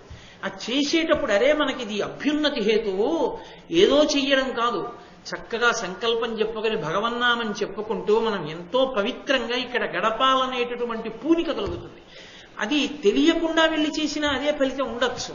కానీ తెలియకుండా వెళ్ళినప్పుడు, తెలియకుండా చేసినప్పుడు ఆమూలాగ్రం తెలిసే అవకాశం ఉండదు. రోమశ మహర్షి లాంటి వాడు దగ్గరుండి తీర్థయాత్ర చేయిస్తే ఎక్కడ ఏమున్నాయో చూసి అన్నిటినీ తెలుసుకుని రాగలిగినటువంటి సంతోషం వేరు కదూ. కాబట్టి నన్ను దగ్గరుండి తీసుకెళ్లమని చెప్పాడు. ఇన్ని అస్త్రములు పొందిన కారణం చేత ఇవాళ అర్జునుడు పొందినటువంటి అస్త్ర వైభవము వలన కర్ణుడు అర్జునుని యొక్క శక్తిలో 16వ వంతుకి సరిపోడు.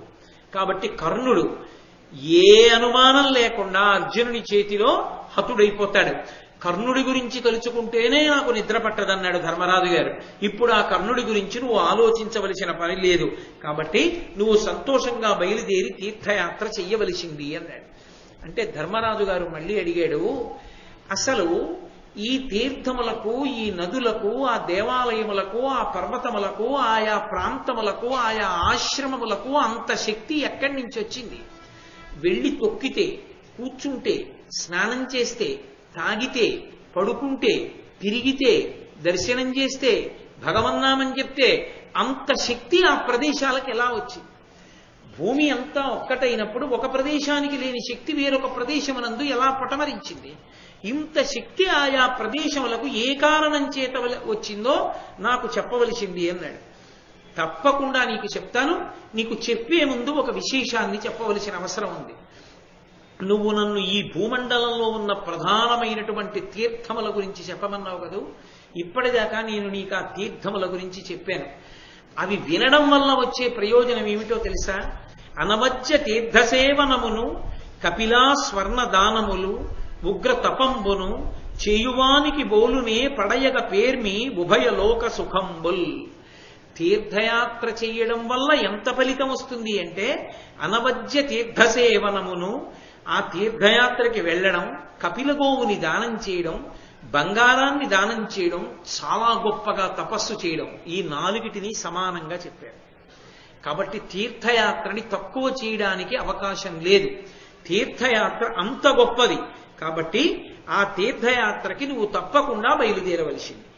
కాబట్టి నువ్వు యాత్రకి బయలుదేరు అనగానే ధర్మరాజు గారు అన్నాడు, నా దగ్గర ఉన్నటువంటి అనుచర వర్గంలో నన్ను అనుగమిస్తున్న వాళ్లలో కొంతమంది సన్యాసులు ఉన్నారు, కొంతమంది భిక్షాటన మాత్రమే చేసి కడుపు నింపుకునేటటువంటి నియమం ఉన్న వాళ్ళు ఉన్నారు. వీళ్ళిద్దరినీ నాతో రావడానికి వీల్లేదని చెప్పి పక్కకి పంపించేస్తాను, వెనక్కి మరలించేస్తాను. నేను నియమం తీర్థయాత్రలో కుదరకపోవచ్చు. అందుకని వాళ్ళని వెనక్కి మరల్చి నేను, నా తమ్ముళ్ళు, నా భార్య, ధౌమ్యుడు మొదలైనటువంటి వాళ్ళు ఈ కామ్యక వనం నుంచి ఇంకొక 3 రోజులు ఉంటాం ఇక్కడ. ఎందుకని? తీర్థయాత్రకు కావలసినవన్నీ సర్దుకుంటాం. సర్దుకుని బయలుదేరుతాం. మార్గశీర్ష మాసం చివర తీర్థయాత్రలకు బయలుదేరుతాం అన్నాడు ధర్మరాజు గారు. ఎందుకని? మార్గశీర్ష మాసం చివర సర్వోత్కృష్టమైన కాలం అది. ఉపాసనకి చిట్ట చివరది. అందుకే దాని పేరే మార్గశిరము అని మనం అంటాం. మార్గశీర్షము అది మార్గమునకు చిట్ట చివరకి వచ్చినది. ఏమిటి చిట్ట చివర? ఏమిటి చిట్ట చివర అంటే దక్షిణాయనం అంతా ఉపాసనా కాలం.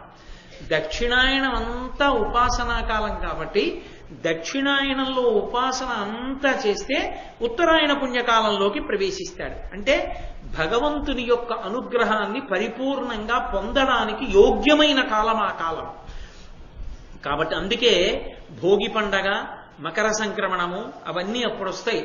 భోగి అన్న మాట రావడానికి కారణం అదే. భోగి 2 రకములైన భోగములు జరుగుతాయి. ఒకటి, వ్యవసాయదారులకు పంట అంతా చేతికి వస్తుంది కోతలు పోసి. అందుకని రైతు చాలా సంతోషంగా ఉంటాడు. పంట ఇంటికి వచ్చిందని పాయసాన్నం వండుకొని అమ్మవారికి నైవేద్యం చేస్తారు. లక్ష్మీదేవికి హోమం చేస్తారు ఆ కాలంలో. పాడి పంటలను ఇచ్చింది కాబట్టి పశువులన్నిటికీ కూడా పాయసాన్నం వండి ప్రత్యేకంగా తినిపిస్తారు కనుమ పండుగ నాడు. అలాగే పసిపిల్లలకి పీడ పడితే పోవాలి అని రేగుపళ్లతో భోగి పీడ తీసేస్తారు.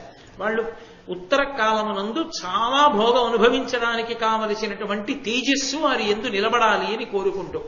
ఆంతరమైన భోగి ఏమిటి? ఉత్తరాయణ పుణ్యకాలం వచ్చింది అనేటప్పటికీ మనమందరం కూడా భగవంతుని యొక్క అనుగ్రహాన్ని పరిపూర్ణంగా పొందడానికి యోగ్యమైనటువంటి కాలం. దక్షిణాయనంలో ఉపాసన చేసి చేసి చేసి చేసి ఉన్న కారణం చేత ఆ ఉపాసన యొక్క ఫలితమే ఉత్తరాయణ పుణ్యకాలమునందు కనపడుతుంది. అందుకే కళ్యాణకారకమై ఉంటుంది. అందుకే మార్గశిర మాసంలో ఏం చేశారు అంటే భాగవతంలో వ్యాసుల వారు చెప్పింది కాత్యాయని వ్రతం చేశారు. పరదేవతని ఆరాధన చెయ్యాలి. మార్గశిర మాసంలో చెయ్యవలసింది ఏది అంటే పార్వతీదేవి యొక్క ఆరాధనము, పార్వతీదేవి పూజలు జరగాలి. మార్గశిర మాసంలో వచ్చేటటువంటి ఆర్ద్రా నక్షత్రంలో తెల్లవారుజామున 3:30 శివాలయాల్లో అభిషేకాలు జరగాలి. యథార్థమునకు మార్గశీర్ష మాసమంతా కూడా పరమశివుడు పార్వతీదేవుల యొక్క ఆరాధనకు సంబంధించిన కాలము. అందుకే కాత్యాయని మహామాయే మహాయోగిన్యధీశ్వరి నందకోప సుతందేవి పతిమ్మే కురుతే నమః అని వ్యాసుల వారు భాగవతంలో సంస్కృత మూలంలో చెప్తారు. వాళ్ళందరూ కూడా కాత్యాయని వ్రతం చేసి కృష్ణుణ్ణి పతిగా పొందుతామని చేసినటువంటి కాలము మార్గశీర్ష మాసం. ఆ మార్గశీర్ష మాసంలో చేస్తే శీర్షము చివరకు వచ్చేసింది ఉపాసన. మార్గశీర్షం అయిపోతే పుష్యమాసం వచ్చేస్తుంది. పుష్యమాసంలో ఉత్తరాయణ పుణ్యకాలం ప్రవేశిస్తుంది. ఉత్తరాయణ పుణ్యకాలం ప్రవేశిస్తే పితృదేవతల దగ్గర నుంచి తరిస్తారు చేసిన మంచి పనుల వలన. దక్షిణాయనంలో చేసిన ఉపాసన వలన జీవి తరిస్తాడు. అది యోగ్యమైన కాలం కనుక బాహ్యమునందు కూడా అనుకూలంగా ఉంటుంది, చల్లగా ఉంటుంది. ఆరోగ్యం దేని వల్ల దెబ్బతింటుంది అంటే నీటి వలన దెబ్బతింటుంది. నీరు ఎక్కువ శరీరం ఎప్పుడు అడుగుతుంది? వేడిగా ఉంటే అడుగుతుంది. దేవాలయ ప్రాంగణాలన్నీ రాతితో నిర్మింపబడి ఉంటాయి. మంచి వేసవకాలంలో యాత్రకు వెడితే ఇక ప్రతివాడు గుళ్ళో చెప్పులు వేసుకు తిరగడం మొదలు పెడతాడు. ఇచ్చట చెప్పులు వేసుకు తిరగరాదు అని బోర్డులు పెట్టవలసిన అవసరం వస్తుంది. ఎందుకని? చెప్పులతో వెళ్ళకపోతే కాళ్ళు కాలుతాయి. ఒక్కొక్క దేవాలయానికి ప్రధాన ద్వారం దగ్గర నుంచి లోపలికి వెళ్ళడానికి ఎంతో దూరం నడిచి వెళ్ళవలసి ఉంటుంది. ఒకానొకప్పుడు మండు వేసవిలో శ్రీకాళహస్తిలో నేను దర్శనానికి వెడితే ప్రధాన ద్వారం దగ్గర నుంచి కాళహస్తీశ్వరుడి ఆలయం లోపలికి వెళ్లి బయటికి వచ్చేటప్పటికి నా కాళ్ళు ఇంతంత బొబ్బలు ఎక్కిపోతే నేను ఉన్నటువంటి విడిది వరకు కూడా నడవలేక బొబ్బలు చితికిపోతాయని పక్కన ఉన్నటువంటి వేరొక ప్రాంగణంలో గది తీసుకుని సాయంకాలం వరకు ఉండి వాటికి ఏదో నూనె రాస్తే అవి కొంచెం పగిలిపోతాయేమో అనుకుంటే నా మిగిలిన యాత్ర కొంత తగ్గించుకుని నేను కాలికి గుడ్డలు కట్టుకుని రైలు ఎక్కవలసి వచ్చింది. వేసవి కాలంలో చేసేటటువంటి యాత్రకి ప్రతిబంధకం ఉంటుంది. పైగా వేసవి కాలంలో చేస్తే వడగాట్లు, అకస్మాత్తుగా ఆరోగ్యం పాడవుతుంది. వేసవి కాలంలో యాత్ర చేస్తే శరీరం నీరు ఎక్కువ పుచ్చుకొని అతిసారాది వ్యాధులు ప్రబలుతాయి. ఆ నీరు సరి అయింది కాకపోతే అన్ని ప్రాంతాలలో నీరు శరీరం అంగీకరించదు. చల్లగా ఉంటుంది కాబట్టి అది ఎక్కువ నీరు అడిగేది కాదు. కాబట్టి సాత్వికమైన ఆహారాన్ని శరీరం జీర్ణం చేసుకుంటుంది. కాబట్టి ఎక్కడ పడుకున్నా ఓ దుప్పటి కప్పుకు పడుకుంటే చాలు నిద్ర పడుతుంది. కాబట్టి అన్ని విధాల వాతావరణం ఆనుకూల్యతని పొంది ఉంటుంది. కాబట్టి మార్గశీర్షమాసపు చివరి రోజులలో మహానుభావుడైనటువంటి ధర్మరాజు గారు యాత్రకి బయలుదేరారు. యాత్రకి ఎప్పుడు బయలుదేరాలో ఎలా వెళ్లాలో కూడా భారతాన్ని చదువుకుంటే అసలు తీర్థయాత్ర ఎలా చెయ్యాలి అన్నది అర్థమవుతుంది.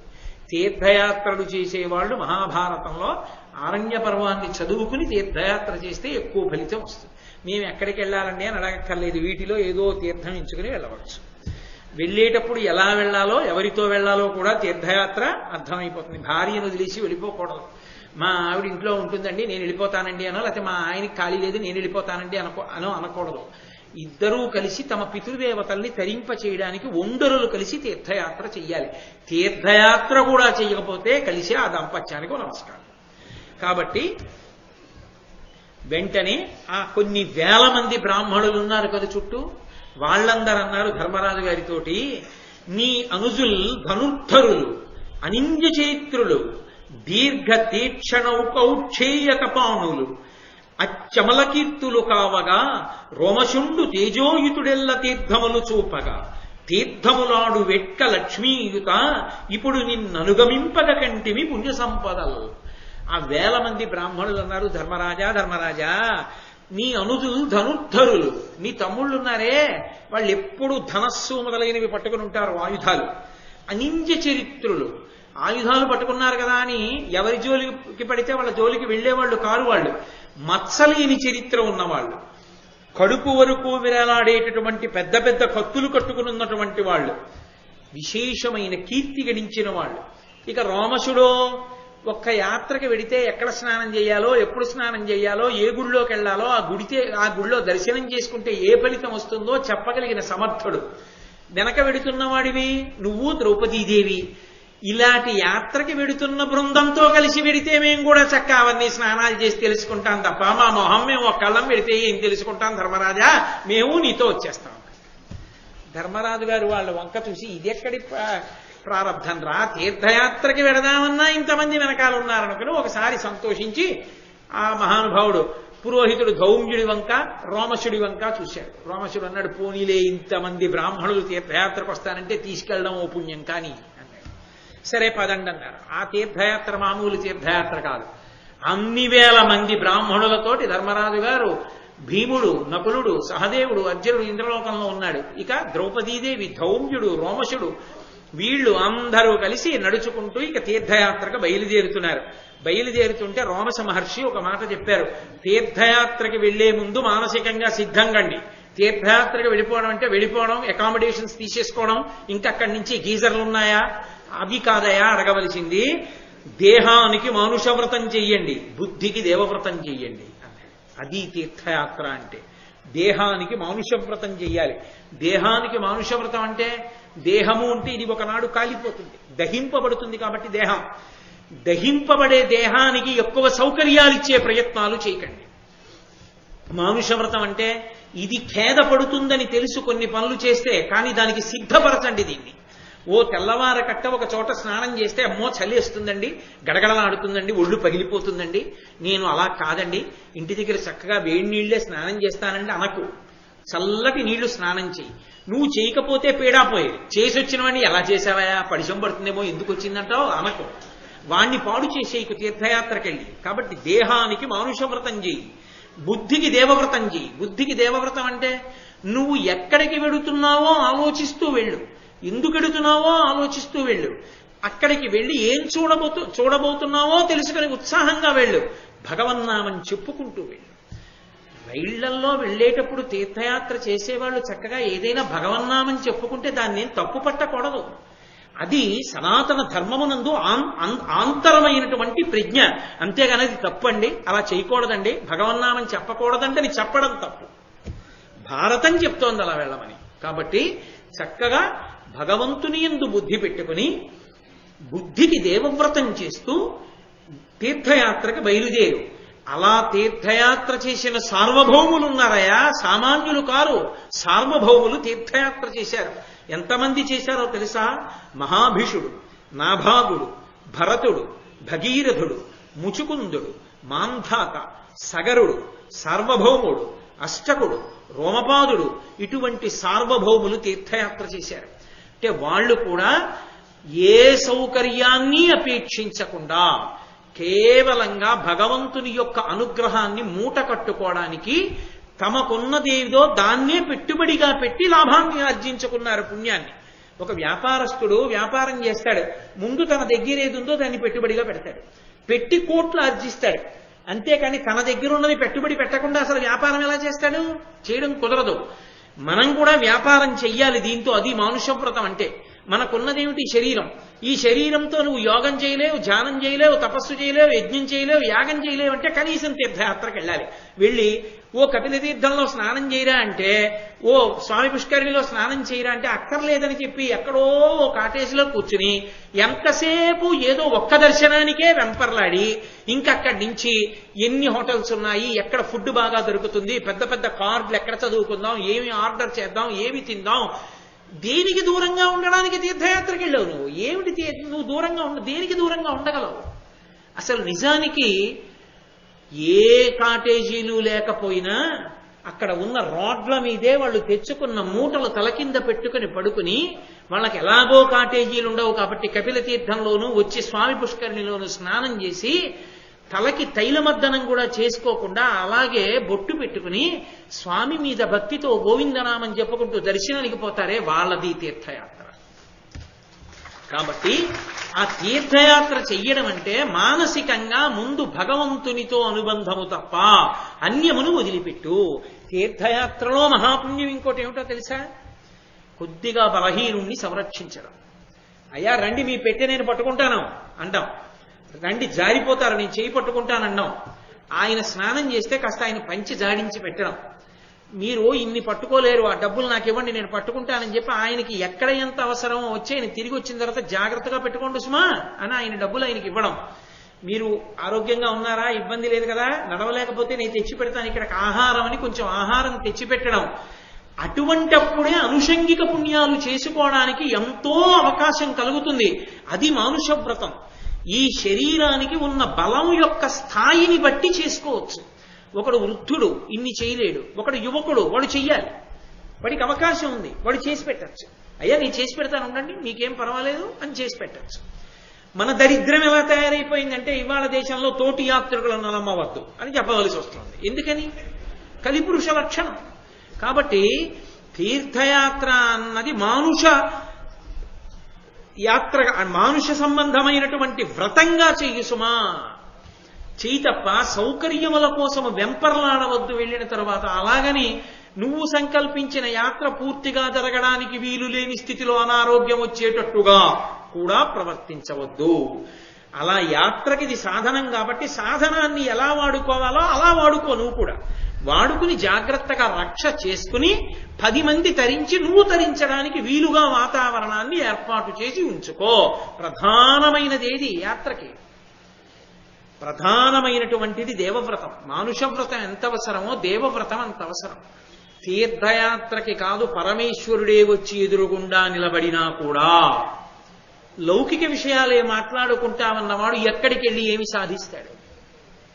నువ్వు వెడుతున్న ప్రదేశం నీకు తెలియకపోవచ్చు, ఇంకొక ప్రదేశం నీకు తెలుసుగా, నువ్వు చూసి వచ్చింది దాని గురించి మాట్లాడుకోవచ్చు. చక్కగా అందరూ భగవన్నామని చెప్పుకోవచ్చు. లేదా ఇంతకు ముందు ఉన్న మంచి విషయాల్లోంచి కొన్ని మంచి విషయాలు మనసుకి హత్తుకున్న వాటిని పురస్చరణ చేసుకుంటూ వెళ్ళొచ్చు. ఓ భజన చేసుకుంటూ వెళ్ళొచ్చు. చక్కగా నడుస్తున్నప్పుడు అందరూ నామని చెప్పుకుంటూ వెళ్ళొచ్చు. అలా చేసినది తీర్థయాత్ర తప్ప ఉత్తినే మళ్ళీ ఆ ఉన్న ప్రదేశం మారాడంటే తీర్థయాత్ర అని పేరు. ఏ ఒక్క సౌకర్యానికి లోటు రాకూడదంటే అది తీర్థయాత్ర ఎలా అవుతుంది ఇంకా? కాబట్టి అలా వెళ్ళండి, అలా వెళ్ళి అనుభవించండి. ధర్మరాజా నువ్వు కాదయా అన్నీ పోయి తీర్థయాత్ర కడుతున్నాను అనుకోకు. అన్నీ ఉన్న సార్వభౌములు చేశారు. ఎటువంటి వాళ్ళు చేశారో తెలుసా అని ఆ పేర్లన్నీ చెప్పాడు నారదుడు. కాబట్టి ఈ తీర్థములకు, ఈ క్షేత్రములకు ఇంత శక్తి ఎక్కడి నుంచి వచ్చిందని కదా నువ్వు అడిగావు. ఒక తీర్థం అంటే స్నానం చేస్తే ఫలితం వచ్చింది. ఒక పర్వతానికి ఎక్కడి నుంచి వచ్చింది? దాని కాళ్ళుతో తొక్కుతూ కదా పైకెక్కుతున్నాం. మరి ఆ పర్వతానికి ఆ శక్తి ఎక్కడిది? ఒక శ్రీశైల పర్వతానికి ఎక్కడిది? ఒక వెంకటాచల పర్వతానికి ఎక్కడిది? ఒక బదరిలో ఉన్న కొండలకు ఎక్కడిది అని కదు ప్రశ్న వేశావు. విను. వసుధ అధర్మవర్తనులకు వారల వర్ధనమెన్నడు సమంజసమయి నిల్వనేరదు. భృశంబుక నాశనము వందు దుర్మద వ్యసనుల అధర్మ వర్తన ప్రవర్ధితులయ్యును. మేము చూడరాక్షసులను దైత్య దానవులు క్రాగరెతొల్లి సహస్ర సంఖ్యలను. ఇప్పటికి ఐశ్వర్యం ఉన్నట్లు కనబడినా అధర్మాన్ని ఆచరించేటటువంటి వాడి యొక్క ఐశ్వర్యం నిలబడదు. అది మధ్యపతనం అయిపోతుంది, భయంకరంగా పతనం అవుతుంది. మామూలుగా అవదు. అక్రమంగా ఆర్జించి తీసుకొచ్చినటువంటి ధనం వెళ్ళిపోయేటప్పుడు ప్రశాంతతనిచ్చి వెళ్ళదు. కన్నుల నీరు కారిపోయేటట్టు. నేను నా నోటితో ఉచ్చరించడం ఇష్టం లేదు. అక్రమంగా తనవి కానివన్నీ తీసుకొచ్చి ఇంట్లో పెట్టినందుకు రావణాసురుడి కళ్ళ ముందు బిడ్డలు వెళ్ళిపోయారు, కళ్ళ ముందు తోడపుట్టిన వాళ్ళు వెళ్ళిపోయారు, కళ్ళ ముందు తనని నమ్ముకున్న వాళ్ళు వెళ్ళిపోయారు, కళ్ళ ముందు తాను ఉన్న ఊరు కాలిపోయింది. ధర్మాన్ని నమ్ముకున్న విభీషణుడు చిరంజీవి అయి లంకాపట్టణానికి పరిపాలకుడయ్యాడు. ఎవడు ధర్మాన్ని పట్టుకున్నాడో వాడి ఐశ్వర్యం శాశ్వతం, ఎవడు అధర్మాన్ని పట్టుకున్నాడో వాడి ఐశ్వర్యం మధ్య పతనం. ఇప్పటికి సంపాదించిన వాడిలా గొప్పవాడిలా కనపడతాడు, కానీ అది గొప్పతనం కాదు. అది ఏదో వెలిగిపోతున్నటువంటి దీపావళి సామాను ఉంటుంది, పావులవి కట్టి వెలిగిస్తారు, కంటికి ఇంపుగా కాలుతుంది, కానీ ఒక్క క్షణంలో అది పెళపెళ ధ్వనులతో విరిగి కింద పడిపోతుంది బూది కుప్పై. ఆ ఐశ్వర్యం అటువంటిది. కాబట్టి ధనవంతుల అక్రమార్జనతో, అక్రమ మార్గములతో, అధర్మంతో ఉన్న వాళ్ళ స్పర్శ పవిత్రతనివ్వదు సరికదా. వారి ఐశ్వర్యము కూడా మధ్యపతన హేతువే. కానీ ధర్మరాజా, పరమధార్మికులైనటువంటి వారు కొంతమంది ఉన్నారు ఈ భూమిలో. వాళ్ళు ధర్మమే ధర్మమే ధర్మమే, ధర్మం తప్ప వేరొకటి వాళ్ళకి అక్కర్లేదు. అటువంటి వాళ్ళు ఉన్నారే, అటువంటి వారు ఎక్కడికి వెళ్ళి నిలబడ్డారో, ఎక్కడ ఉన్నారో, ఎక్కడ తిన్నారో, ఎక్కడ తాగారో, ఎక్కడ పడుకున్నారో ఆ ప్రాంతములు పునీతములయ్యాయి. అందుకని ఆ ప్రదేశములకు ఆ శక్తి వచ్చింది, అభిపుణ్యాన్ని ఇవ్వగలరు. ఒక భద్రుడు గొప్ప తపస్సు చేశాడు రామచంద్రమూర్తి గురించి. ప్రత్యక్షం అయ్యాడు శ్రీ మహావిష్ణువుగా. కాదు, నాకు రాముడిగా రా అన్నాడు. అంటే మహానుభావుడు రామచంద్రమూర్తిగా రావడానికి ఆయన విష్ణువుగా చతుర్భుజుడై ఉన్నవాడు ఆయుధాల్ని పట్టుకోవడంలో ఆయనే తత్రపాటు పడ్డాడు భగవంతుడు. వామాంకస్థిత జానకీ పెరిలసత్కోదండ దండంకరే చక్రంచోద్భగరేణ బాహుయుగళే శంఖం శరం దక్షిణే బిభ్రాణం జలజాతపత్రనయనం భద్రాద్రి మూర్ధ్ని స్థితం కేయూరాది విభూషితం రఘుపతిం సౌమిత్రియుక్తం భజే. ఆ భద్రాద్రి, ఆ కొండ మీద కాలు పెట్టడం చాలు, ఆ భద్రాద్రి మీద నిలబడడం చాలు. అది ఆయన శిరస్సు, ఆయన తల మీద మనం నిలబడుతున్నాం నిజానికి. కానీ అంతటి పరమభాగవతోత్తముడు కనుక నా తల మీద వెలియమన్నాడు కనుక మనం ఆయన తల ఎక్కినా కొండెక్కినందుకు పుణ్యం. ఒక్కొక్క కొండకి పుణ్యం ఎందుకు వచ్చిందంటే అంతటి భాగవతోత్తములు అక్కడికి వెళ్ళారు కనుక, వెళ్ళి నిలబడ్డారు కనుక, కూర్చున్నారు కనుక, పడుకున్నారు కనుక ఆ ప్రాంతములకు అంత శక్తి వచ్చింది. ఒకప్పుడు రమణులు శరీరంతో ఉన్నారు కాబట్టి ఇప్పటికీ రమణాశ్రమంలో నెమలి పాముని చంపదు, పాము కుక్కని కాటేదు, కుక్క పిల్లిని చెనకదు, పిల్లి ఎలకని పట్టదు, కుక్క మనిషిని తరవదు. అన్నీ కలిపి సహజీవనం చేస్తూ అంత ప్రశాంతంగా ఉండగలుగుతున్నాయి. ఒక్కొక్కరి తపశ్శక్తి అలా ఉంటుంది. ఎప్పుడో త్రేతాయుగంలో ఉన్నటువంటి ఋష్యశృంగ మహర్షి యొక్క తపశ్శక్తికి సంబంధించిన ప్రకంపనలు కలియుగంలో శంకర భగవత్పాదులు ఇది తపోభూమి అని నిర్ణయించి ఇంత ప్రశాంతతకి ఆలవాలమని శృంగగిరి పీఠాన్ని నిర్ణయం చేశారు. అంటే ఒక్కొక్క మహాత్ముడి యొక్క తపశ్శక్తికి సంబంధించినటువంటి తరంగములు యుగాలు దాటిపోయినా ఉండిపోతాయి. అందువల్ల వచ్చిందయా శక్తి తప్ప పర్వతం పర్వతంగా, నది నదిగా ఇచ్చేటటువంటి శక్తి కాదు. ధర్మాత్మల యొక్క స్పర్శ వలన అంత శక్తి పొందింది. దేవతలు ధర్మవర్తులు కావన అభివృద్ధి పొంది ఘనమగు నిత్య శ్రీ విభవాన్వితులైరి ధరణీ వల్లభ. ఉన్నవారు నిరుపమ శక్తి. దేవతలు ఎప్పుడూ భోగంతో ఉంటారంటే వాళ్ళు ధర్మాన్ని నమ్మి ఉంటారు. అందుకే వాళ్ళు అంత ఐశ్వర్యాన్ని పొంది నిలకడతో ఉండగలిగారయా, లోకం చేత నమస్కరింపబడుతున్నారు. కాబట్టి ధర్మమే ఆశ్రయించదగినటువంటిది. అందుకే దేవతలు ఋషులు ఆశ్రయించిన ప్రాంతములు కనుక అవి అంత గొప్పగా మనకి అనుగ్రహాన్ని ఇవ్వగలుగుతున్నాయి. బాగా గుర్తుపెట్టుకో, ఒక మనిషి అభివృద్ధిలోకి రావాలి అంటే ఆ అభివృద్ధి కారకమైనటువంటివి ఈ భూమండలంలో మూడే ఉన్నాయి ధర్మరాజా. ఈ మూడే ఏ వ్యక్తినైనా వృద్ధిలోకి తీసుకొస్తాయి. మొట్టమొదటిది తీర్థయాత్ర. తీర్థయాత్ర మనిషి అభ్యున్నతికి కారణము. 2 యజ్ఞము. 3 విప్రుల ఆశీస్సు. ఈ 3 కూడా ఒక మనిషి అభ్యున్నతిలోకి రావడానికి హేతువులై ఉంటాయి. కాబట్టి తప్పకుండా వెళ్ళు. గయాక్షేత్రాన్ని మాత్రం మరిచిపోకు. మళ్ళీ చెప్పాడు గయ గురించి. మన కోసం చేసుకునేవి మిగిలినవి, మన కోసం పితృదేవతల కోసం కూడా చేసేది గయ. సరవి నధూతరజ ప్రియపుత్రుండు గయుడును రాజర్షి క్రతువులిందు బ్రహ్మ సరంబన బరగంగ మునుచేసే ఆతని యజ్ఞంబులందు సకల జన భుక్త శేషాన్న శైలంబులిరువది ఏనగు సంఖ్యతా నిరుగనయ్యే తత్కృత క్రతు బహు దక్షిణా సంఖ్యయు ఉడు శిఖతా సంఖ్యయును ఎరుగగాదు జనులకు. అట్టి గయునామమున గయా అనగ పుణ్యతీర్థమయ్య నిధియు పితృహితార్థమిందు పిండ ప్రదానంబు చేయగడిన ఇష్టసిద్ధి కలుగు. గయుడనేటటువంటి రాజు అక్కడ యజ్ఞం చేసి అక్కడికి వచ్చి చూడడానికి వచ్చినటువంటి ప్రజలందరికీ అన్నం పెట్టాడు. కొన్ని లక్షల మంది అన్నం తిన్నారు. అంతమంది అన్నం తింటే ఆ అన్నం తింటున్నప్పుడు వాళ్ళ కంచాల కింద వాళ్ళు తిన్న పాత్రల పక్కన అన్నం పడింది కొంత. ఆ అన్నం అంతా తీసేసి కింద పడిపోయిన అన్నాన్ని పక్కన పోశారు. అలా పోసిన అన్నం 25 కొండలైంది.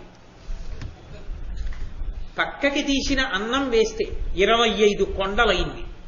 అంటే ఎంతమంది అన్నం తిన్నారో ఆయన ఇచ్చినటువంటి దక్షిణలు ఎంత అని లెక్క పెట్టాలంటే ఈ భూమండలంలో ఉన్నటువంటి ఇసుకలో ఉన్నటువంటి రేణువులనన్నింటినీ లెక్క పెట్టగలిగిన వాడు ఎవరైనా ఉంటే, ఆకాశంలోని నక్షత్రములనన్నిటినీ లెక్క పెట్టగలిగిన వాడు ఎవరైనా ఉంటే, గయుడు అక్కడ చేసినటువంటి యజ్ఞంలో ఇచ్చినటువంటి భూరి దక్షిణల యొక్క విలువని కూడా లెక్క పెట్టగలడు. అంత దానం చేశాడు, అంత అన్నం పెట్టాడు. గయుడు అంత అన్నం పెట్టి అంత దానం చేసిన క్షేత్రమే గయ. అందుకే అక్కడికి వెళ్లి ఫల్గుణీ నదిలో స్నానం చేసి పితృపిండం పెడితే పితృదేవతలు తరించిపోతాయి. ఒక భక్తుడు వెళ్లి ఉన్నందుకు, యజ్ఞం చేసినందుకు, అన్నం పెట్టినందుకు గయకంత ఫలితం వచ్చింది. మనం కాదు, పితృదేవతలు తరిస్తున్నారు. పితృదేవతలు కాదు, ఇంట్లో పనిచేసి మనకి ఎంతో ఆప్యాయంగా ఉండి చచ్చిపోయిన వాడు ఎవరో ఉంటాడు. వాడి పేరు తెలియదు, లేకపోతే ఏదో 4వ తరంలో ముందున్న వాళ్ళు ఎవరంటారు తెలియదండి, మాకు మా ముత్తాత గారి తండ్రి గారు తెలియదు పేరు, యజ్ఞయ్య, ఇంకా ముందు యజ్ఞయ్య, ఆవిడ భార్య యజ్ఞమ్మ. ఎంతమంది పేర్లు తెలియకపోతే అంతమందికి యజ్ఞయ్య యజ్ఞమ్మ అని పేరు పెట్టి చేయించేస్తారు. చేయించేసి ఆ రావి చెట్టు కిందకి తీసుకెళ్లి అడుగుతారు, తరించారా మా వాళ్ళని, బ్రాహ్మణ వాక్కుగా చెప్పిస్తారు, తరించారు. కాబట్టి అంత గొప్పది గయాక్షేత్రం. గయకంత గొప్పతనం రావడానికి కారణం అది. గయ వెళ్ళడం గొప్ప కాదు, గయ యొక్క గొప్పతనాన్ని తెలుసుకుని వెళ్ళడం గొప్ప. దానికి భారతం కారణమవుతుంది. అందుకే భారతం చదవండి అనడానికి, దేవాలయ ప్రాంగణంలో భారతం చెప్పండి అనడానికి కారణం అదే. ఇన్ని క్షేత్రాల పేర్లు, ఇన్ని తీర్థాల పేర్లు, ఇంతమంది సార్వభౌముల పేర్లు ఇన్ని ఎక్కడ పలకబడుతున్నాయో ఆ దేవాలయ ప్రాంగణం పునీతమైపోతుంది. విన్నవాళ్ళందరూ అంత శక్తిని పొందుతారు. కాబట్టి నీకు ఈ సందర్భంలోనే ఒక మాట చెప్తున్నాను ధర్మరాజా. ఇప్పుడు నేను చెప్పినటువంటి క్షేత్రాల పేర్లు, తీర్థాల పేర్లు మహాభారత ప్రవచనం జరుగుతుండగా, ఆరణ్య పర్వం జరుగుతుండగా విన్నవాళ్లు ఎవరున్నారో, మహాభారతాంతర్గతంగా ప్రవచనంలో విన్నవాళ్ళందరికీ కూడా వీళ్ళందరూ ఈ తీర్థముల యందు స్నానము చేసిన ఫలితం వేసేస్తారు. అందుకని నేను ఇన్ని తీర్థములు, ఇన్ని క్షేత్రములు, వీటి వైభవాన్ని పూసగుచ్చినట్టు నీకు చెప్పడానికి కారణం అది. అది ఆరణ్యపర్వం. అందుకు భారతం చదువుకోండి, భారతం వినండి అంటారు. కారణం అందుకు. అందున ప్రత్యేకించి తల్లిదండ్రులు శరీరాన్ని విడిచిపెట్టిన సంవత్సరంలో భారతం వినండి అని చెప్తారు. కారణం ఏమిటంటే ఈ ఫలితానికి భారతం విన్నందుకు పితృదేవతలు తరిస్తారు. తల్లిదండ్రుల శరీరం పడిపోయిన సంవత్సరంలో భారతం వినకపోవడం పితృదేవతల పట్ల ద్రోహం. వినాలి, జరుగుతోందని తెలిసి కూడా వెళ్లకుండా ఉండకూడదు. కాబట్టి అంత గొప్పవయ్యా ఈ క్షేత్ర, ఈ తీర్థయాత్ర అని చెప్పి అగస్త్య మహర్షి యొక్క చరిత్ర చెప్పడం మొదలుపెట్టాడు. ఒకానొకప్పుడు అగస్త్య మహర్షి ఒక అరణ్యంలో నడిచి వెడుతున్నారు. మహాత్ముల యొక్క స్పర్శ చేత కదూ ఇంత గొప్ప స్థితి వస్తుంది. అగస్త్యుడు నివసించినటువంటి ఆశ్రమాలలో నివసించడం గొప్ప అని కదూ. ఎందుకు అగస్త్యుడు అంత గొప్పవాడయ్యాడో చెప్తున్నారు. ఆయన ఒక అరణ్యంలో నడిచి వెడుతుంటే చిగురుటాకుల్ని పట్టుకుని తలకిందులుగా వేలాడుతూ తపస్సు చేస్తున్నారు కొంతమంది. చిగురుటాకుల్ని, కొమ్మల్ని కాదు, చిగురుటాకుల్ని పట్టుకుని వేలాడుతున్నారంటే ఏమిటి దాని అర్థం? చిగురుటాకు ఎంతట్లో చిరిగిపోతుంది, వాడు ఎప్పుడైనా కింద పడిపోతుంటాడు. మళ్ళీ వాడు పడిపోయాడని కూర్చోడానికి ఉండదు, మళ్ళీ చిగురుటాకే పట్టుకుని వేలాడుతుంటాడు. ఏమిటి వాడి కర్మ, ఎందుకలా? అగస్త్య మహర్షి చూసి ఆశ్చర్యపోయి, మీరు ఎందుకు ఇలా చిగురుటాకులు పట్టుకుని ఇలా తలకిందులుగా వేలాడుతున్నారని అడిగారు. అడిగితే వాళ్ళన్నారు, మేమెవరమో కాదు నాయనా, నీ పితృదేవతలమే. నీకు తండ్రి తరంలో వచ్చిన వాళ్ళం. నువ్వు పెళ్లి చేసుకోలేదు కదూ, అటు సన్యాసము తీసుకోలేదు, ఇటు పెళ్లి చేసుకోలేదు. కడుపున పుట్టినటువంటి పిల్లలు పెళ్లిళ్లు చేసుకోకుండా ఉండిపోతే పితృదేవతల్ని ఇలా కట్టేస్తారు, నీలాంటి గొప్ప కొడుకుని కన్నందుకు. మరి నీ అంత గొప్ప కొడుకునికి అన్నాం కదా పెళ్లి, ఎవరిని? అగస్త్యుణ్ణి అన్నారు. నువ్వు పెళ్లి చేసుకోలేదుగా, మమ్మల్ని ఇలా తిప్పి కట్టారు, చిగురుటాకులు పట్టుకు వేలాడమన్నారు.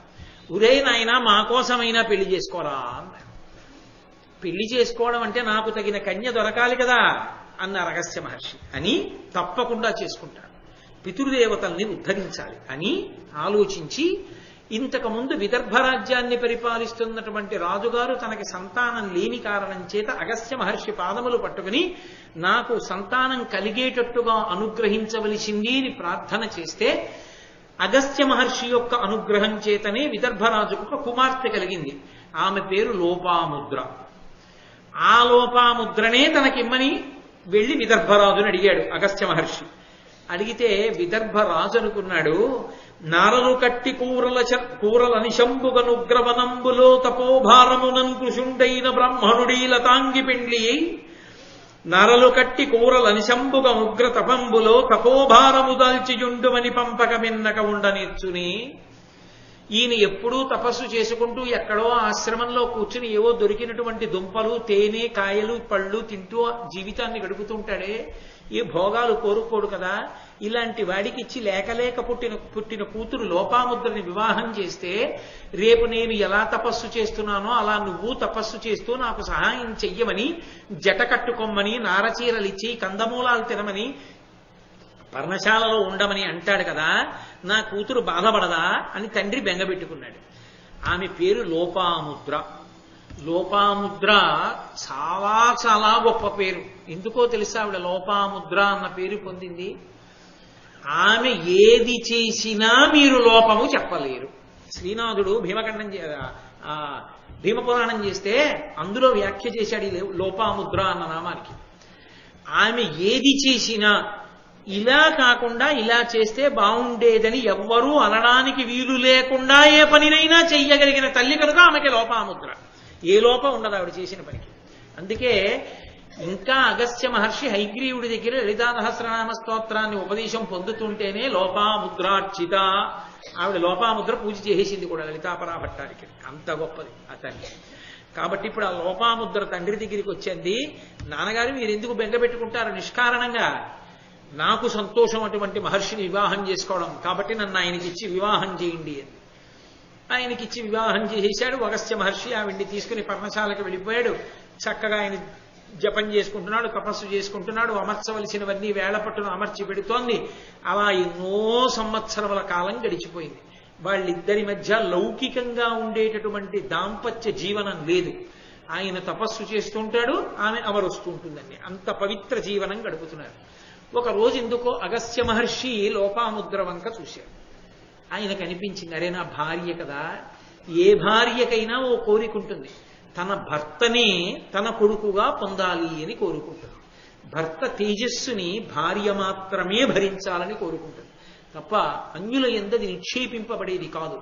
కాబట్టి ఈమె నా వలన నా రూపాన్ని కొడుకుగా పొందాలని అనుకుంటుందిగా భార్యగా.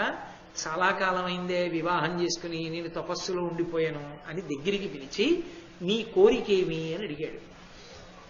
ఆవిడంది గ్రహించింది, అగస్త్య మహర్షి తనకి సంతాన ప్రదానం చెయ్యాలనుకుంటున్నాడు అని. ఆవిడంది, పతి పత్ని ప్రజార్థముగా ధృతి పడయుట ఎందుకలయదియ అయినను నన్నతిరుచిరాంబర భూషాన్విత చేసి మన ప్రియంబు నిర్మింపుదయన్. నేను ధన్యురాల్ని, నాకు సంతానం కటాక్షించాలి అని మీరు మనసులో అనుగ్రహం చేశారు. కానీ నాదొక చిన్న కోరిక. ఇది తపోభూమి, ఇది ఆశ్రమవాసం. నాకు ఒక కోరిక ఉంది. ప్రహృష్టమైన మనసుతో ఉన్నప్పుడే కదా సత్సంతానం కలుగుతుంది. చీనాంబరములు, విశేషమైనటువంటి ఆభరణములు నేను పెట్టుకుని ఉండగా, నేను సంతోషంగా అటువంటి అలంకారాలతో ఉండగా మీరు నాతో సంగమిస్తే ఉత్తముడైన కుమారుణ్ణి, వంశానికి పేరు తెచ్చేవాణ్ణి కనాలని నాకు కోరికగా ఉంది. తప్పకుండా నీకు అటువంటి ఐశ్వర్యాన్ని సమకూరుస్తానని తన తపశ్శక్తి చేత సృజించగలడు. ఈ పాటి ఐశ్వర్యానికి తపశ్శక్తిని వృధా చేయడం ఎందుకు, ఏ రాజుని అడిగితే ఇవ్వడని. లోపాముద్ర ఆశ్రమంలో ఉండు, నేను వెళ్ళి తీసుకొస్తానని ఆయన శృతర్వుడు అనబడేటటువంటి రాజు దగ్గరికి వెళ్ళి, నాకు విశేషమైనటువంటి ఐశ్వర్యము, బంగారు పల్లకి, కొన్ని వేల గోవులు, చీనాంబరములు, ఆభరణములు, భూషణములు అన్నీ కావాలన్నాడు. ఆయన వెంటనే కోశాగారానికి అధికారిని పిలిచి, ఇంత దానం చేయడానికి మన దగ్గర ఉందా అన్నాడు. వెంటనే అగస్త్య మహర్షి అన్నారు, నాకు దానం చేయడం వల్ల నువ్వు ఇప్పటి వరకు ఎవరిని కాపాడుతున్నావో వాళ్ళని కాపాడడంలో లోటు రాకూడదు. అగస్త్యుడికి ఇచ్చాను కదండి, అందుకని మీకు తక్కువ చేశాను అనకూడదు సుమా. నీ దగ్గరున్న వాళ్ళని పోషిస్తుండగా నాకంత ఇవ్వడానికి ఉందా, ఉంటే లేకపోతే లేదు, లేదని చెప్పి నేనేం బెంగపెట్టుకోను. అది ధర్మం అంటే, అది ధర్మం అడగడం అంటే. అంటే ఆయన అన్నాడు, వెంటనే కోశాధికారిని పిలిచి ఇంత ఉందా అని అడిగాడు. ఆయన లెక్కలు చూసి అన్నాడు, మనకి ఎంత వస్తోందో అంతా ఖర్చు అవుతోంది, మన దగ్గర నిలవ ఉండదన్నాడు. అంటే ఆయన నిలవ ఉంచుకోడు. ఎందుకు నిలవ ఉంచుకోడు? నిలవ ఉంచుకుంటే భోగాలు అనుభవిద్దాం అనిపిస్తుందేమో, ప్రజలకి ఖర్చు పెట్టాలి, అందుకని వచ్చినట్టు ఖర్చు పెట్టేస్తున్నాడు. నా దగ్గర నిలవలేదు అన్నాడు. ఏం బెగ్గబెట్టుకో, నువ్వు రా, నీకు కొంత ఇప్పిస్తాను, నాతో రా అన్నాడు. అది ఆయన ఔదార్యం. నీకని ఉంచుకోవట్లేదుగా, నాలాంటి వాడివే నువ్వు అంతఃపురంలో ఉన్నా, కాబట్టి పద ఇద్దరం పెడదాం. ఆ వెంటనే శృతర్వుడు కూడా బయలుదేరాడు. అగస్త్యుడు శృతర్వుడు కలిసి వేరొక రాజు దగ్గరికి వెళ్ళారు. ఆయన పేరు భ్రద్నశ్వుడు. ఆయన దగ్గరికి వెళ్ళి మళ్ళీ ఇదే కోరిక కోరాడు. ఆయన అన్నాడు, ఇదే కోరిక కోరితే మరి ఆయన కూడా ధార్మికంగా ఇవ్వాలి కదా. మళ్ళీ ఆయన కోశాధికారిని పిలిచి లెక్కలు అడిగాడు. అడిగితే ఆయన అన్నాడు, మనకి ఎంత వస్తోందో అంతా అయిపోతోంది అన్నాడు. అయితే నీ దగ్గర పుచ్చుకోను, నీకు లేదు నాతో రా, నీకు ఇప్పిస్తానన్నాడు. ఇప్పుడు ఆ ఇద్దరు రాజుల్ని కూడా తీసుకుని త్రసదస్యుడు అనే మూడో రాజు దగ్గరికి వెళ్ళాడు. ఆయన్ని ఇదే అడిగాడు. ఆయన చూసన్నాడు, నా దగ్గర అంతే పరిస్థితి అన్నాడంటే అంత ధార్మికంగా పరిపాలించారు. వెంటనే అగస్త్య మహర్షి అన్నారు, నువ్వు నాతో రా, నీకు ఇప్పిస్తానన్నాడు. నలుగురం కలిసి వెడదాం, మీరు ముగ్గురు రాజులు, బ్రాహ్మణుడిని నేను, నలుగురం కలిసి ఐశ్వర్యం సంపాదిద్దాం పదండి అన్నాడు. అంటే అందులో రాజులు అన్నారు, ఇలా మనం ఏ రాజు దగ్గరికి వెళ్ళినా ఇదే చెప్తారు, ఎందుకంటే అందరూ అంత ధార్మికులే. ఇల్వలుడని ఒకడు ఉన్నాడు అరణ్యంలో, వాడి దగ్గర విశేష ధన సంపత్తి ఉంది, వాడు అధార్మికంగా సంపాదించి దయచేశాడు, ఎవరికీ పనికి రాకుండా. ఆ ఇల్వలుడి దగ్గర తీసుకుందాం పదండి, మీకే సాధ్యం అవుతుందన్నాడు. అంటే గబగబా ఆ అరణ్యంలో ఇల్వలుడు ఉన్న ప్రదేశానికి వెళ్ళారు. విడితే ఆ ఇల్వలుడు వెంటనే అగస్త్య మహర్షిని చూసి, అయా పితృకార్యం చేయాలి. ఆ రోజుల్లో బ్రాహ్మణులకు కూడా మాంసం వండి పెట్టేవారు ఆ యుగంలో, కాబట్టి పితృకార్యం అయితే మాంసం పెట్టాలి. కానీ కలియుగంలో మాంసం తినకూడదు బ్రాహ్మణుడు, అందుకే మాంసానికి ప్రత్యామ్నాయం గారె విను తప్ప తద్దినం పెడితే మాంసం పెట్టనొచ్చని కోటేశ్వరాలు చెప్పారండి అనద్దు. కలియుగంలో లేదు మాంసాహార భక్షణం బ్రాహ్మణుడికి, కేవలము మినువే దానికి ప్రత్యామ్నాయం, గారె మాత్రమే పెడతారు. కాబట్టి ఆయన అగస్త్యుణ్ణి పిలిచి, అయ్యా మీరు వచ్చారు, మా పితృకార్యం మీరు రావలసిందన్నాడు. అంటే సరేనని ఈయన భోజనానికి వెళ్తున్నాడు, రాజులు వస్తున్నారు. రాజులు అన్నారు, వాడితో చాలా ప్రమాదం అండోయ్, వాడితో ఒక పెద్ద కథ ఉంది, వీళ్ళ తమ్ముడున్నాడు వాతాపి అని. ఈ ఇల్వలుడు ఒకనకొకప్పుడు ఒక బ్రాహ్మణుడు వస్తే ఆయనకి భోజనం పెట్టాడు. భోజనం అంతా పెట్టేసిన తర్వాత ఆయన తినేసి వెళ్ళిపోతుంటే ఆయన వెంటపడ్డాడు. వెంటపడి నాకు సర్వసిద్ధులు కలిగే మంత్రం ఇమ్మన్నాడు. వీడు ప్రమాదకరమైన వ్యక్తి, వీడికి అటువంటి మంత్రాన్ని ఇస్తే లోకాన్ని తినేస్తాడని ఆయన ఇవ్వకుండా వెళ్ళిపోయాడు. ఆయన్ని మళ్ళీ భోజనానికి పిలిచి ఆ భోజనం పెట్టేటప్పుడు తన తమ్ముడైన వాతాపిని చంపేసి కూర వండి పెట్టేశాడు. ఆ వాతాపిని తినేశాడు. పాపం ఆ బ్రాహ్మణుడు తెలియక పితృకార్యం కదా అనుకుని తిన్నాడు. తినేసిన తర్వాత వాతాపి బయటికి రా అన్నాడు ఇల్వలుడు. వాడు అలా వచ్చేస్తాడు, వాడికి అదో శక్తి జరాసంధుడికి. జరాసంధుడు చూడండి 2 ముక్కలు అంటుకుపోయినట్టు, ఆ పుట్టినప్పుడు చచ్చిపోయేటప్పుడు అంటుకున్న ఆయన భారతంలో లేదు. కాబట్టి ఆ వాతాపి బయటకు వచ్చేసేవాడు, పొట్ట చీరుకుపోయేది ఆ వచ్చిన వాడికి, వాడిని తినేసేవాడు ఇద్దరు అన్నదమ్ములు కలిసి. కాబట్టి తినేస్తాడయో అగస్త్య మహర్షి, ఐశ్వర్యం మాట దేవుడు మన తినేస్తాడు జాగ్రత్త అన్నారు. మీకెందుకు బెంగా పెట్టనివ్వండి అన్నాడు. అన్నీ పెట్టేశారు అగస్త్య మహర్షికి, శుభ్రంగా తినేశాడు. ఈయన పొట్ట మీద చెయ్యేసుకుని ఉత్తరాపోసనం బట్టి లేస్తూ లేస్తూ జీర్ణం జీర్ణం వాతాపి జీర్ణం అన్నాడు. ఈ ఇల్వలుడు మంచి బ్రాహ్మణుడు దొరికాళ్లే, భలే పొట్టిగా కుదిమట్టంగా బాగున్నాడు, అగస్త్యుడు పొట్టిగా ఉంటాడు అని బాగా దొరికాడు అనుకుని వాతాపి వాతాపి బయటికి రా అన్నాడు. ఇంకెక్కడ వాతాపి జీర్ణం అయిపోయాడు అన్నాడు అగస్త్య మహర్షి. అందుకే ఇప్పటికీ చంటి పిల్లలకి పాలు పడితే పొట్ట మీద చెయ్యేసి జీర్ణం జీర్ణం వాతాపి జీర్ణం అంటుంటారు తల్లులు. అందులో ఏ జీర్ణం కాని పదార్థం ఉన్నా నీకు జీర్ణమైపోవుగాక, అగస్త్య మహర్షి అనుగ్రహము నీకు కలుగుగాక. కాబట్టి వెంటనే హడిలిపోయాడు ఇల్వలుడు. అమ్మ బాబోయ్, ఇతనెవరో సామాన్యుడు కాడురా బాబోయ్. అప్పుడు ఆ ఇల్వలుడితో అడిగాడు, ఈ రాజవరులతో నేను ధనార్థినై వచ్చితి నీకు ద్రవ్యంబు కలుగుటెరిగి, నాముడు అటులేని నీకు అభిమతమెంత ఎంతియు ధనమిత్తునడినా 10,000 మొదవులు 10,000 గద్దియల్ పసిడియు ఇమ్మహీపతులకిమ్మ, ఒక్కొక్కనికి మరి ఒక్కనికిచ్చిన దానికి రెట్టి గోధనము ఒక్క హేమమయ రథంబు ఇమ్మునా కనిన ఇల్వలుండు తక్షణంబ తలచి ఇచ్చే అయ్యగస్త్యు చెప్పినంత ధనంబు 3 మహీపతులకు కరము నిమ్మి. వెంటనే అగస్త్య మహర్షి అన్నారు, ఆ ఇల్వలుడు భయపడిపోయాడు కదా, భయపడిపోయి అయ్య బాబో ఇదేంటి మా తమ్ముడిని తినేశాడు, ఈయన జీర్ణమైపోయిందని, మీకేం కావాలి చెప్పండి అన్నాడు. నీ దగ్గర చాలా డబ్బు ఉందని నాకు అర్థమైంది, తెలిసింది, అందుకొచ్చాడు. నేను అడిగినంత నువ్వు ఇవ్వాలన్నాడు. తప్పకుండా ఇచ్చేస్తానన్నాడు. ఎలాగో కొట్టి తెచ్చి దాచినవేగా అన్నిని ఇచ్చేస్తానన్నాడు. ఏమిమ్మంటావు అంటే ఆయన అన్నాడు, నాకు వీళ్ళకి రాజులు నాతో వచ్చారు 3. ఈ 3 రాజులకి ఒక్కొక్కళ్ళకి 10,000 ఆవుల చప్పున ఇయ్యి, దానితో పాటుగా 10,000 బంగారు గణ్యాదాలు ఇయ్యి. అంటే దానికి ఒక మానికం కొలత, ఇంత 10,000 గణ్యాదాల బంగారం 20,000 గోవులు చప్పన ముగ్గురు రాజులకి ఇచ్చేశాడు.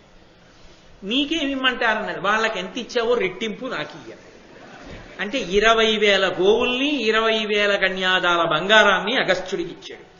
ఇచ్చి ఆయన తృప్తి పడి తొందరగా వెళ్ళిపోతే చాలనుకుని, అది కాక విరావము సురావము అనబడేటటువంటి 2 గుర్రములు కట్టినటువంటి ఒక బంగారు రథాన్ని ఇచ్చాడు. ఇచ్చి అగస్త్య మహర్షిని సాగనంపాడు. ఇప్పుడు ఈ బంగారు రథం ఎక్కి అగస్త్య మహర్షి ఆశ్రమానికి వచ్చారు. రా లోపాముద్ర, ఇవన్నీ పెట్టుకో, నీకు కావలసిన నగలు పెట్టుకో, చీనాంబరాలు కట్టుకో, ఎంత ఐశ్వర్యవంతులమో చూసావా, 20,000 గోవులు ఉన్నాయి మనకి, దా బంగారు రథం ఎక్కి విహారం చేసి వద్దాం. సంతోషంగా ప్రహృష్టంగా మన ఇద్దరం కలవాలన్నావు కదూ, కాబట్టి రా అని అగస్త్య మహర్షి ధర్మపత్ని లోపాముద్రతో కలిసి విహారం చేసి వచ్చారు. వచ్చిన తర్వాత అగస్త్యుడు అడిగాడు, 10 బోరెడు సుతుల నూర్వుర పడయంగవలతో 10 నూర్వురకెనయగు సుతుల పడయంగవలతో వదలక వేవురు సుతుల పడయంగవలతో వేవురకు గదియంగ నొత్తము నొక్కరు వలతో కమలాయతాక్షి. లోపాముద్ర, నువ్వు చెప్పు, నీకు ఎటువంటి కొడుకు కావాలి? 10 మందితో సమానమైనటువంటి 100 మంది కొడుకులు కావాలా? 10 మంది 100 మందితో సమానమైనటువంటి 10 మంది కొడుకులు కావాలా? 1000 మంది కొడుకులు కావాలా? 1000 మందితో సమానమైన ఉత్తముడైన ఒక కొడుకు కావాలా? ఎవరు కావాలో అడుగు అన్నాడు. అంటే ఆవిడంది లోపాముద్ర, వేవురు బోరెడు వాని మహావీర్య గుణాఢ్యనొక్క ఆత్మజు బడయంగా వలతు అపేత గుణుల్ వేవురు సుతులయ్యు ఎందు విఫలమ కాదే. ఎందుకయ్యా అంతమంది కొడుకులు? పనికి మాలిన వాళ్ళు ఎంతమంది కొడుకులుంటే మాత్రం ఉపయోగమే ఉంది. 1000 మందితో సమానమైన ఒక్క కొడుకునిస్తానన్నావే, అటువంటి కొడుకు వేదాంతములను తెలుసుకోగలిగినటువంటి వాడు, మహాపుణ్యాత్ముడు, గొప్ప శీలమున్నవాడు, మన వంశమంతా ఎవరి వలన తరిస్తుందో అటువంటి కొడుకు నీ వలన నాకు కావాలని తప్పకుండా నీకు అనుగ్రహిస్తున్నానన్నాడు. మహానుభావుడైనటువంటి కుమారుడు జన్మించాడు లోపాముద్రాదేవికి. తనయుడు దృఢస్యుడనగా అనవజ్యుడు వేదములు రహస్యంబులతో నరగ జపంబు చేయుచు నినతేజుడు పుట్టె భువనమెల్ల వెలుంగన్. ఈ భువనాలన్నీ భూమి అంతా కూడా వెలిగిపోయేటట్టుగా సూర్య భగవానుడితో సమానమైనటువంటి తేజస్సు కలిగినటువంటి వాడు దృఢస్యుడు అనబడేటటువంటి ఒక కుమారుడు జన్మించాడు. ఆ కుమారుడు 4 వేదములు వేదాంగములు వాటి తాత్పర్యములతో రహస్యములతో తెలుసుకున్నవాడై నిరంతరము వేదమంత్రములను జపం చేసేటటువంటి మహాపురుషుడైనటువంటి వాడు, లోకములకు కీర్తి తేగలిగిన వాడు. ఎవరు జన్మిస్తే లోకములన్నీ కూడా విపరీతమైన ఖ్యాతిని పొందుతాయో అటువంటి మహాద్భుతమైనటువంటి కుమారుణ్ణి లోపాముద్రాదేవి కన్నది. దాని చేత అగస్త్యుని వంశమంతా తరించింది. అంత గొప్ప కొడుకుని కని ఆ తల్లి అగస్త్య మహర్షి సంతోషించారయ్యా. అటువంటి మహానుభావుడైన అగస్త్యుడు, ఆయన వేరు వేరు చోట్ల నివసించిన ఆశ్రమ ప్రాంగణములు తీర్థయాత్రలయందు సేవించదగినవి అని. ఇంకా అగస్త్య మహర్షి యొక్క జీవితం ఏమిటో, ఆయన గొప్పతనం ఏమిటో వరుసగా నారదుడు ఆ రోమశ మహర్షి ధర్మరాజు గారితో మాట్లాడతారు. ఆ మిగిలిన వృత్తాంతం ఏమిటో, అగస్త్య మహర్షి జీవిత చరిత్ర, అసలు అది వింటే చాలు. అంతటి మహాత్ముల యొక్క జీవన విధానాన్ని, వారి విశేషాల్ని వినడమే గొప్ప. అందున రేపు ఉన్నది చాలక మహానుభావుడు నన్నయ్య గారు గంగావతరణాన్ని కూడా తీసుకొచ్చారు. కాబట్టి గంగావతరణము మొదలైనటువంటి ఘట్టాలతో కూడుకున్న భాగాల్ని రేపటి రోజున విజ్ఞాపన చేస్తాను. మళ్ళీ తిరిగి 6:30 రేపు కలుసుకుందాం. భగవానుడు పలికించినంత మేర మళ్ళీ రేపు ప్రారంభం చేద్దాం. మంగళాశాసన పరై పదాచార్య పురోగమై సర్వైశ్చ పూర్వైరాచార్యై సత్కృతాయాస్తు మంగళం. మంగళం కోసలేంద్రాయ మహనీయ గుణాత్మనే చక్రవర్తి తనూజాయ సర్వభౌమాయ మంగళం. ఉమాకాంతాయ కాంతాయ కామితార్థప్రదాయినే శ్రీగిరీశాయ దేవాయ మలినాథాయ మంగళం. సర్వం శ్రీ ఉమామహేశ్వర పరబ్రహ్మార్పణమస్తు. స్వస్తి.